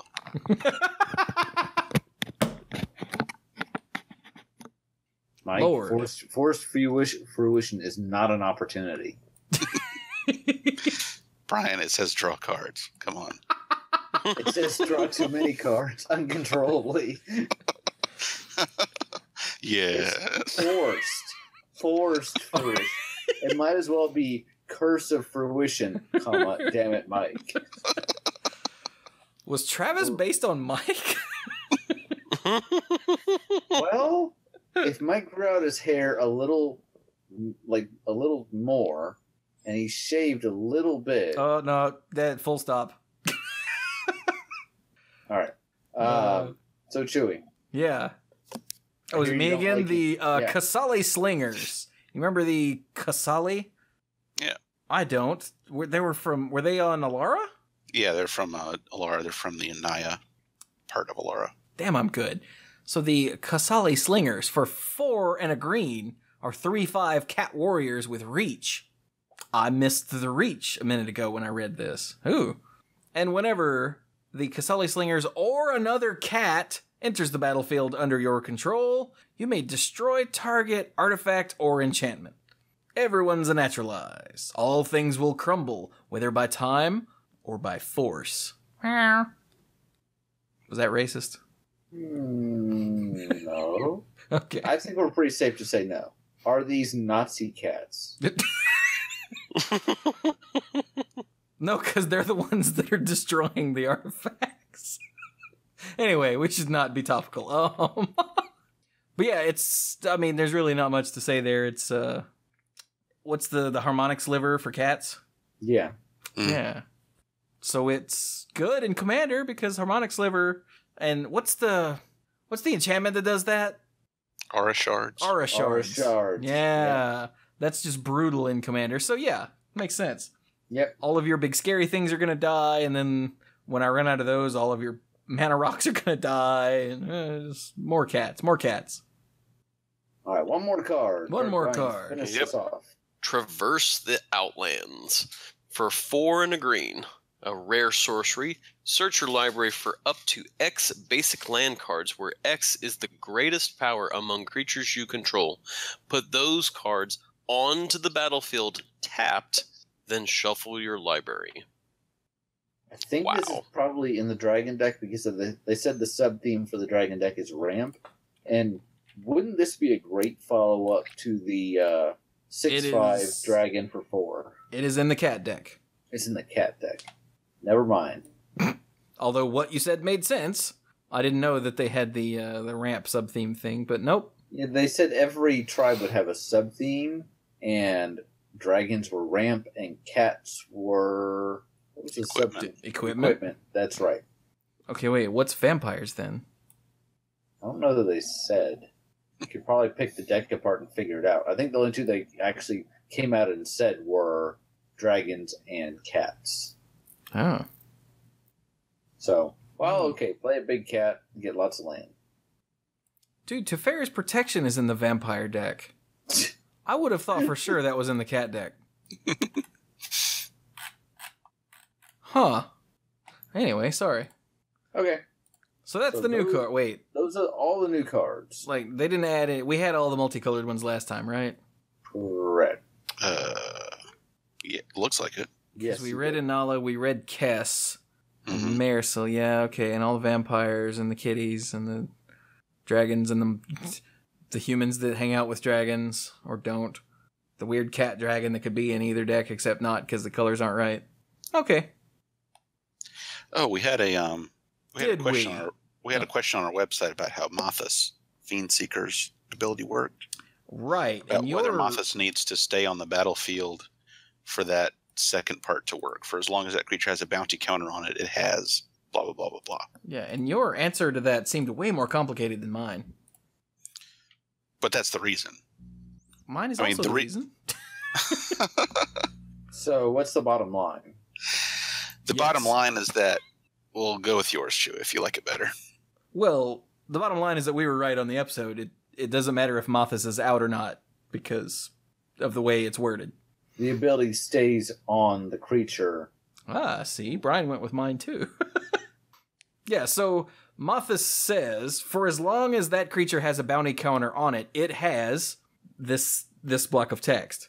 Right. It sounds like as long as the land has a counter on it, it continues to burn. So yeah, but it's because it gives the ability to the creature. If Mothus said, like, at the beginning of your step, put a bounty counter on target creature and opponent controls, whenever a creature with a bounty counter on it dies, this happens, and he went away, then it would just have a bounty counter for no reason, and nothing would happen when it dies. But because he gives the bounty counter on it applies this ability to the creature, it doesn't matter if Mothus himself is in play. So that's the easy way. Like, the not nitty-gritty of Magic Judge rulings thing. So, Mike, give me the technical reason. Well, the person was asking about it in comparison to Guafa Hazid, Profiteer. Because Guafa has two abilities. The first one is pay a white or blue tap, put a bribery counter on something you don't control. On a creature you don't control, its controller draws a card. Right. And it has another ability that says creatures with bribery counters on them can't attack or block. And if Guafa isn't on the battlefield, then that second ability doesn't work. The creatures with bribery counters can still do stuff. Now, if Guafa's second ability said creatures with bribery counters on them have this creature can't attack or block, then it would still work the same way. If Guafa wasn't on the battlefield, it wouldn't be doing anything. The reason that Mothus works the way it does, and like Brian brought up Obsidian Fireheart, the land continues to burn, is because that part of the effect is applied during the resolution of the ability. It's not something that's being generated from a static ability of a permanent. And when you apply an effect like that from a resolving spell or ability, it just lasts for as long as it says it does. And it doesn't matter whether the thing is still on the battlefield or anything like that. Like, for example, a creature that says, tap, give something +1/+1 until end of turn. That +1/+1 is going to last until the end of the turn, whether that creature stays on the battle, whether that creature with the ability stays on the battlefield or dies. That's just the way those things work. So because Mothus's trigger ability says, as it resolves, for as long as that creature has a bounty counter on it, it has this ability. That means it doesn't matter whether Mothus is still around at some point later in the game, but as long as that creature still has the bounty counter, it still has that ability. Yeah. Which is the much more technical way of saying what I said. No, what you said wasn't technically correct. Yes, it was. No, it wasn't. It totally was. Children. I'm still trying to figure out how mine's not correct. It gives the ability to the creature, and that ability is independent of Mothus himself. Never mind. I mean, it's hard to communicate paragraph breaks in the spoken word, so I don't know exactly what you were saying, and it's not worth arguing about. Fair enough. It doesn't matter how we were right. The point is we're right. So yes, for those of you that are wondering, Mothus' ability totally works, whether he's there or not. Yay. Yay. And thank you to commenter person for making us actually think about that. I don't actually have the website open. But thank you. Now what? There's a lot of other cards here. Way too many to go over. And I don't think we'd probably want to anyway. Nah. But it tickles me that both versions of Niv Mizzet are here. Wait, really? Oh, is one in the wizard deck and one in the dragon deck, or they're both in the dragon deck? Good question. Niv Mizzet, the Draco Genius, is in the dragon deck. Niv Mizzet, the Firemind, is in wizards. Yeah, that makes sense. Cool. They can just stare at each other across the battlefield and be like, "You're a handsome fellow." That's like the two versions of Taigam, right? There's one in the wizard deck, and the dragon one is in the dragon deck. Yeah. Mm-hmm. Yeah. That's really cool. Yep. There's also, like, I just love the number of legendary creatures that are in all of these decks.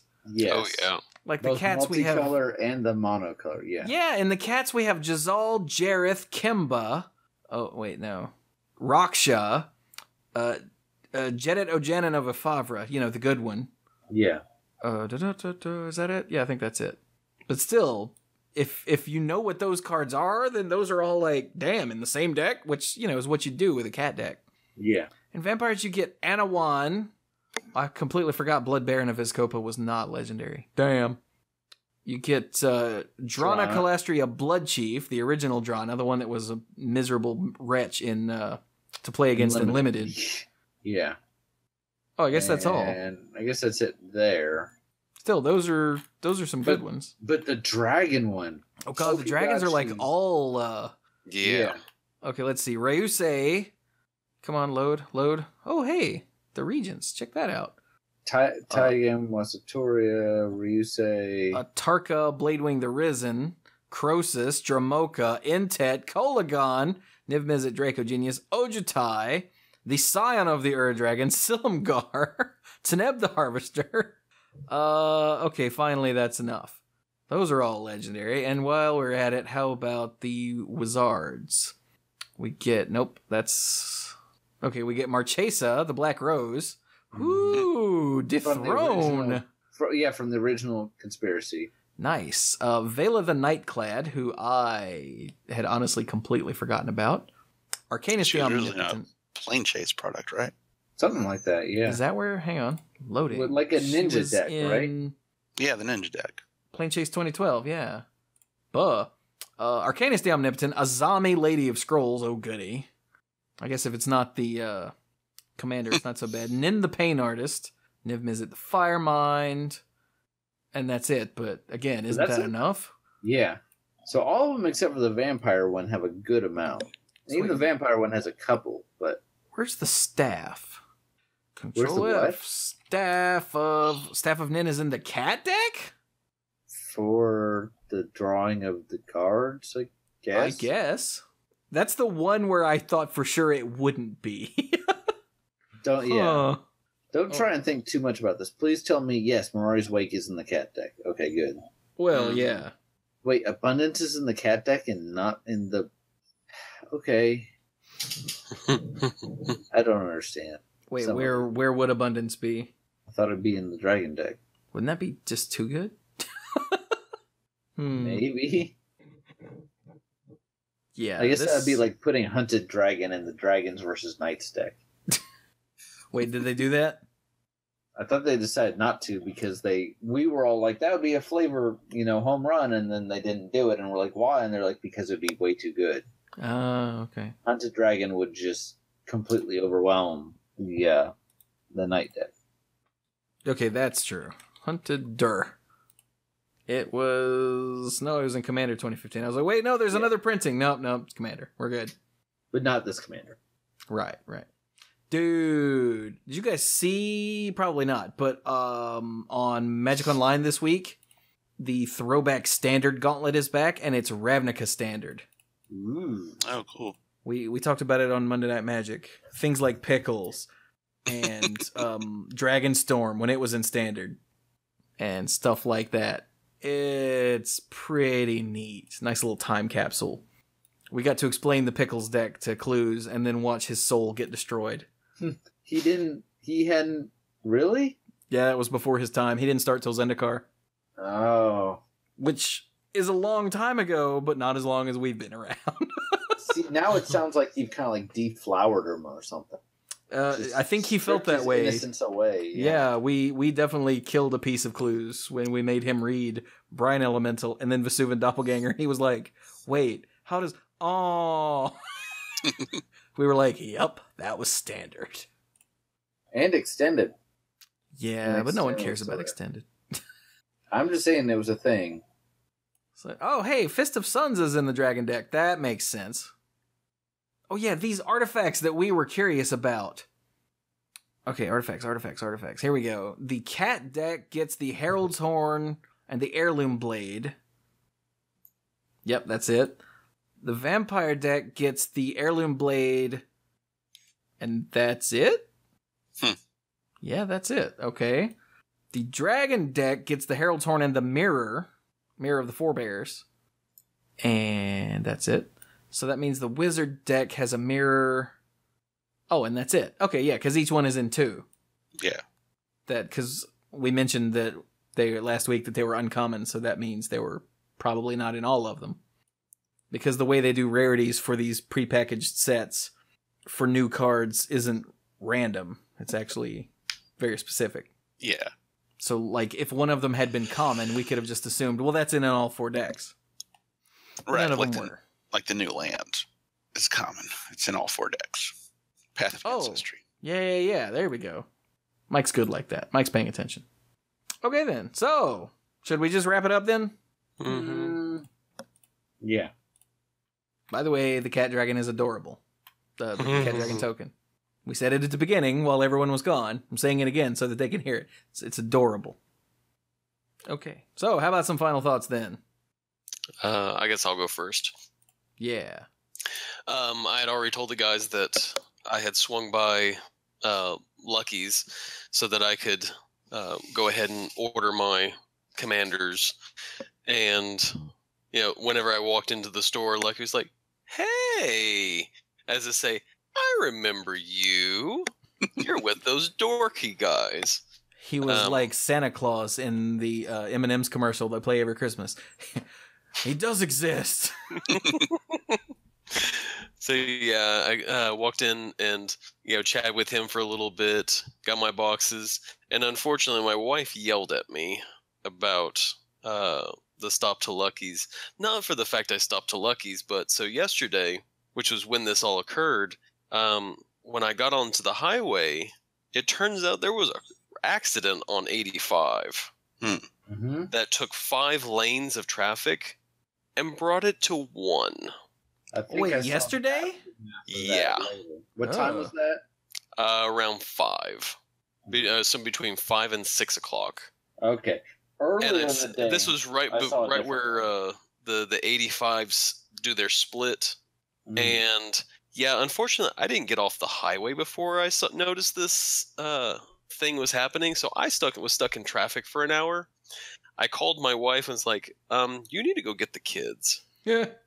Because I'm not getting out of this anytime soon. And between her and my parents, they were able to get the kids, and they all beat me home before I got home.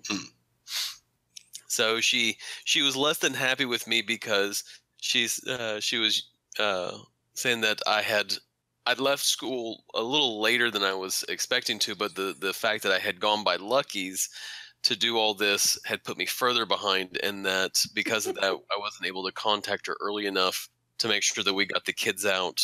We're not sure if we're going to be charged extra for the kids being in later than we normally are used to, but we had a thorough discussion, and she was like, you should not have gone by Lucky's. And I was having to tell her, honey, it's not like I knew the car accident or whatever was happening. Yeah. If I had, I wouldn't have done that.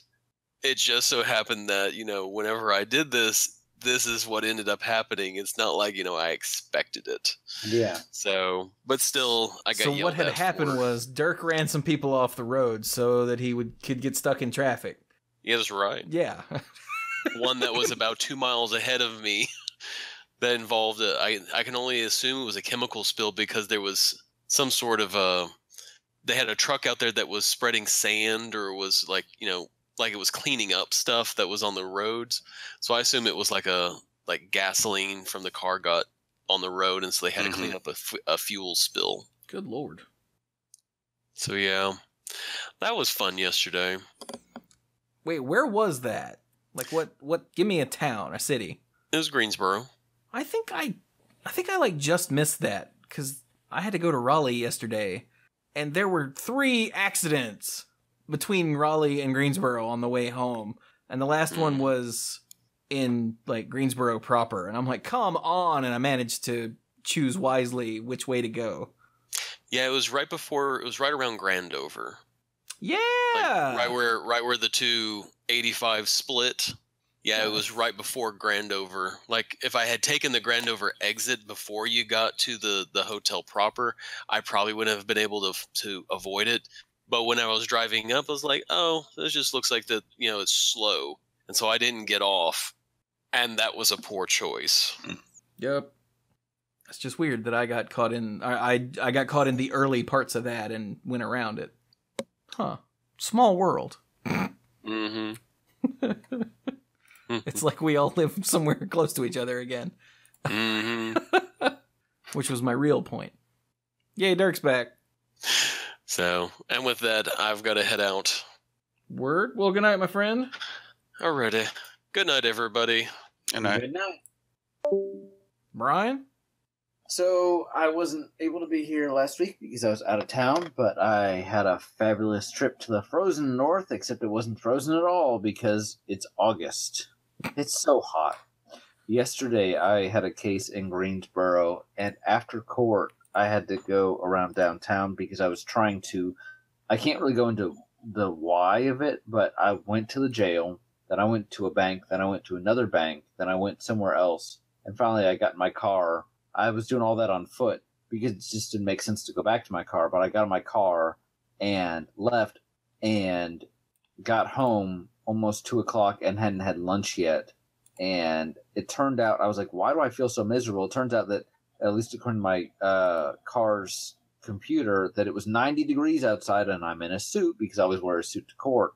And I came home. I had bought some lunch. I could only make myself eat half of it. I felt terrible. And my head was pounding out of my skull. So I took some medicine and laid down and felt much better. But I am ready for fall weather. I am so ready. Yeah, I've been ready for fall weather since the first time that I sweated. I'm like, nope. Already done. Let's see what else. A little while ago, Carrie and I had a date night, and we went to go see Spider-Man. Ooh. And I thoroughly enjoyed it, and Carrie enjoyed it quite a bit too, although she said, and I think this is kind of interesting, that she felt like it dragged sometime. I thought about it, and I was like, maybe. Did the story really need to be quite as long as it was? I don't know. I enjoyed everything, and it was very humorous, and I liked the fact that he didn't grasp all of his abilities in the first 5 days. You know, he was struggling. He was learning, and even by the end of the film, it's not like he turned around and he was just perfect at everything. And I appreciate that. The humor was spot on. The action scenes were shot very well, and I felt like it was all really... this may be one of my new favorite portrayals of the character. I definitely liked Tobey Maguire, at least in the first 2 films. The third film, it was just a mess. That's not his fault. It's not his fault. He was doing what they told him to do. I never really got into Andrew Garfield. Just didn't really see him in the role. This guy, what's his name? Oh god, crap. Yeah, him. He's great. I like him a lot. Oh crap is fabulous. The hell? In all seriousness, Tom Holland. Wait, Tom no, Holland, that's thank not you. right. Hang on. I haven't. See, I feel like I could identify the names of the other actors Oh, because I'd seen it them in is. other It is things. Tom Holland. So Tom Holland. I thought he did a great job. So it was very enjoyable. Haven't seen it yet. Go see it because it was definitely worth seeing in the theater, I think. See, for me, Tobey Maguire was a good Peter Parker. Andrew Garfield was a good Spider-Man. And Tom Holland was a better both of them. Yeah. But yeah, work's been very, very busy lately, and I have felt very tired. And even though we enjoyed ourselves going out of town, that was very tiring. And now Sam is getting ready to enter first grade and is doing cheerleading, and we're trying to take care of some other projects, and just tired is the general feeling. But it's a good kind of tired, just because we have things to do. Life is going okay. So, yay magic, yay friends, family, all that good stuff. Yay sleep. That's all I got. The cards look great, but I kind of feel like that's just kind of a given at this point. They're doing a very good job. I don't know, man. None of us were super impressed with Hour of Devastation, which is weird for us. No, I mean like the commander cards. So, oh, well, yeah. Okay. That is pretty much a given. I am very, very curious to see what Ixalan shapes up to be, because I really enjoyed the original Zendikar, and if it has a feeling of that kind of, unexplored jungles and traps and treasures and Indiana Jones and anything but a crystal skull, probably would be good. Of course, they're not going to want to do Zendikar 2.0. So I thought it was interesting. They announced that. Did you see this announcement earlier in the week about the geocaching thing? Yep. Mm-hmm. But aside from that, they also specifically mentioned what the 4 major tribes of Ixalan would be. Did you catch that? I forgot. Yes, but I forgot what they were. I remember Pirates and Dinosaur... Pirates, Vampires, Dinosaurs... Merfolk. And Merfolk. Yeah, that was the big one. So, I don't know if this means... Obviously, they feel like every set can have a little bit of tribal support. It's just a matter of the degree. But because we don't really know what the major themes are, it could be that we have a little more tribal support here than we've had lately. So I'm curious. I'm curious to see what comes out, and I think we're going to start seeing a couple advanced previews probably in the next 2 weeks, and then after that, full previews start. So yeah, Hour of Devastation to me was a bit of a letdown because you had so much build up, and ever since Aether Revolt and since announcement week last year, we knew that Nicol Bolas was coming back, and it was this big thing. And we left Kaladesh and we're going to Amonkhet, which is this cool Egyptian setting, and we were promised Nicol Bolas, but we didn't get him in the first set. So he's coming in the second set, and it's build up. And the problem, in my opinion, in my honest opinion, is that there just wasn't enough stuff in the set to get excited over aside from Nicol Bolas, that it just kind of felt like this is it, Mm-hmm. So, not a terrible set, hardly one of the worst ever designed or anything like that, just didn't live up to the hype. Maybe almost a little too much hype, Maybe. Anyway, that's my final thought. Or several. Fair enough. All right, then. How about you there, Beardy Face? Beardy Man? Mike? See, with Commander, I'm most looking forward to finally seeing all you guys again, all together in the same place. What? That'll be good. I've been looking forward to that for a while. Besides that, I'm also looking forward to the eclipse. I'm going up to the mountains here in North Carolina, staying with some family, because it turns out like pretty much the exact center of the totality path is going right over the tiny little town where my mom grew up, and and 2 of her brothers and sisters still live. So that'll be cool. I'm going up Friday evening just to try to beat the crowds, but I'm going to try to come back Monday evening because I got work. There's too much on my plate in terms of the proposal schedule at work next week for me to take off 2 days, and hopefully Monday evening won't be a total mess coming back down from the mountains. I'll just have to see. I just had "coming down the mountain" in my head. And Chewie was mentioning before we started all the big illuminated electronic signs that the DOT has set up. They've all been giving warnings about, planning ahead for the eclipse day and how traffic might be horrible. Yeah, I don't think I realized quite how bad it could potentially be. Mm-hmm. And I sent Bill a message while we were talking, because I'm supposed to go down to South Carolina with Bill for the Path of Totality.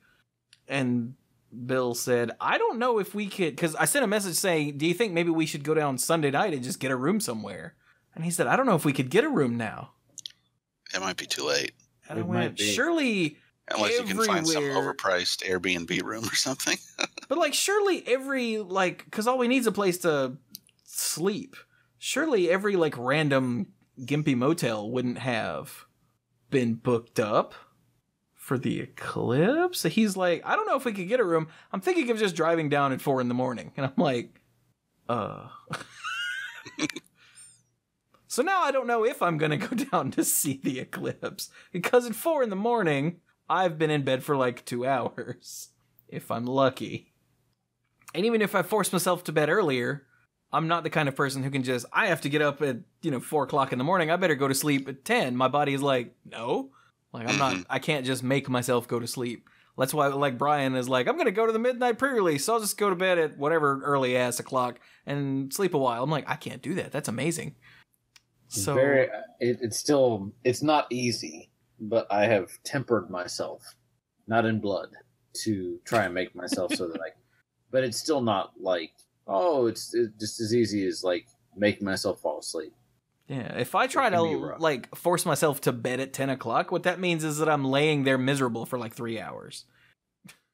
So I'm not. I don't know. This is gonna be a thing Bill and I have to discuss later. And by the time you're hearing this, I'm sure we've already figured it out. So, But yeah, it is a momentous occasion. But I didn't expect it to be a publicly momentous occasion because why would it be? My old man even said, "What's the point?"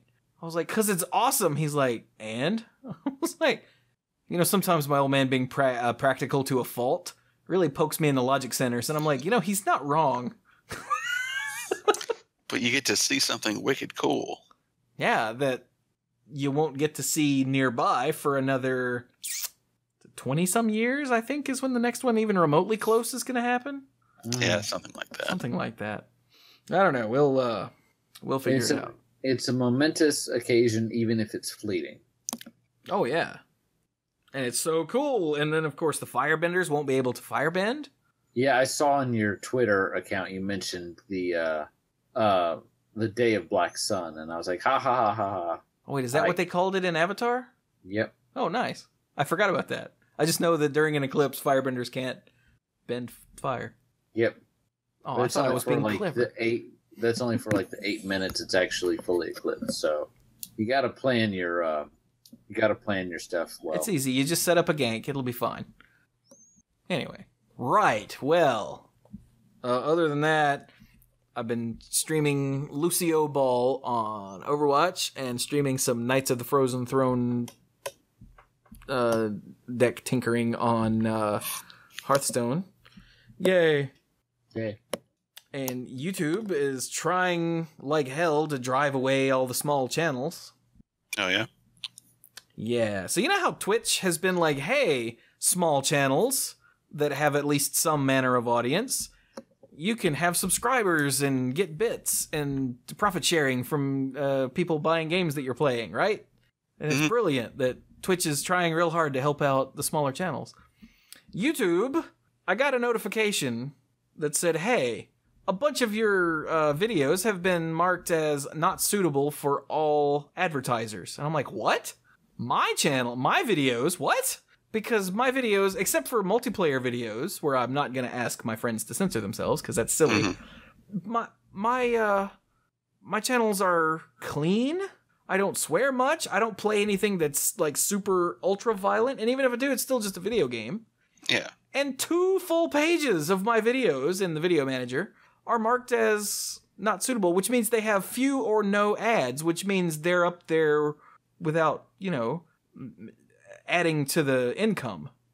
But each one has a little button that says ask for a review. So I picked the most obvious one that shouldn't have that and clicked on the review, and it's like, sorry, we can only review videos that have gotten 1,000 views in the last 7 days. I'm like, wow, that means I can't ask for a review on any of my videos.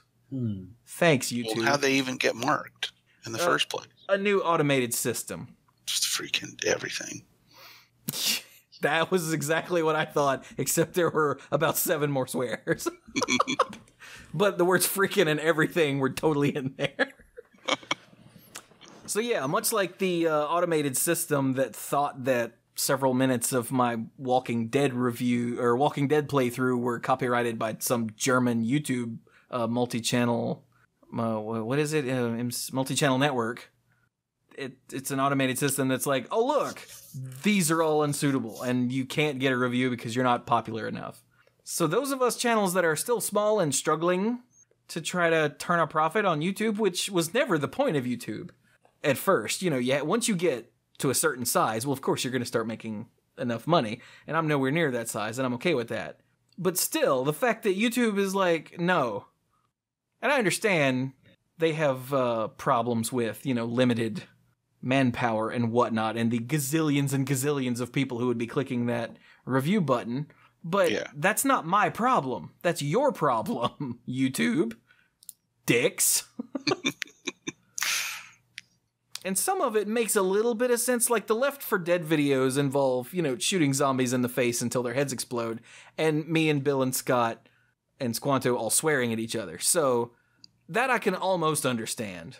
Yeah. But, like, all the super hot videos are listed as not suitable for all advertisers. I'm like, that says, like, it's ultra violent, but it's so abstract that it shouldn't matter. Mm-hmm. And like 2/3 of my videos on The Park, 1 and 3, are both listed as not suitable for all advertisers, but not 2. Huh? What? I just don't... I think they look for the word zombie because The Walking Dead is listed that way too, but only 1 and 3. Number 2 isn't. What? Yes, I'm pretty sure for The Park and like Left 4 Dead? Left 4 Dead, yeah. No, wait a minute. I thought you were talking about Walking Dead. Never mind. Oh yeah, 2 of those too. Because people are, some of the recorded dialogue in Walking Dead is, people are cussing kind of hard in certain spots. But like my last Injustice video. History of the Banhammer Part 2 on YouTube is not suitable for all advertisers. What? What? That doesn't... The more I look at this, the angrier I get. It just makes no sense. I have no idea... Now that I've seen one of the podcasts is marked that way, that actually makes me angry. Because there's no way that there's anything remotely questionable in an episode of the Manipool. No. But I can't say, hey, could you look at this? Because my channel's not big enough, so screw you. And that... Oh! Wow, what? This announcement that I never took down, the announcement video for the charity live stream for Take This, is marked as not suitable for all advertisers. What? I don't... Oh, the final episode of Double Dragon Neon. You see, it's completely random. There's no sense, rhyme, or reason in this. And I read the guidelines for what constitutes not suitable for all advertisers. None of it applies to me. 0 of it. Not a sausage. Oh, look, 1 episode from Five Nights at Freddy's 4. Night 4, in case it matters. Like, it... I don't understand. That's absurd. It even says, don't worry about normal swearing. It's going to take a lot for it to matter. I'm like, oh, okay, cool. And then they're like, look at all these videos that suck. And I'm like, what? So, yeah. YouTube is trying real hard to piss us all off so that we go away so they don't have to deal with us, is my theory. I know that's not accurate, but it makes me feel better to say it. And for the longest time... Like, YouTube, as far as the video content, YouTube was my focus, and Twitch was like a side thing. Like, well, I'll make YouTube videos and I'll stream when I can. Yeah. I'm wondering if I should flip-flop that. Since YouTube is closing off avenues of growing and making money, and Twitch is doing nothing but opening them up.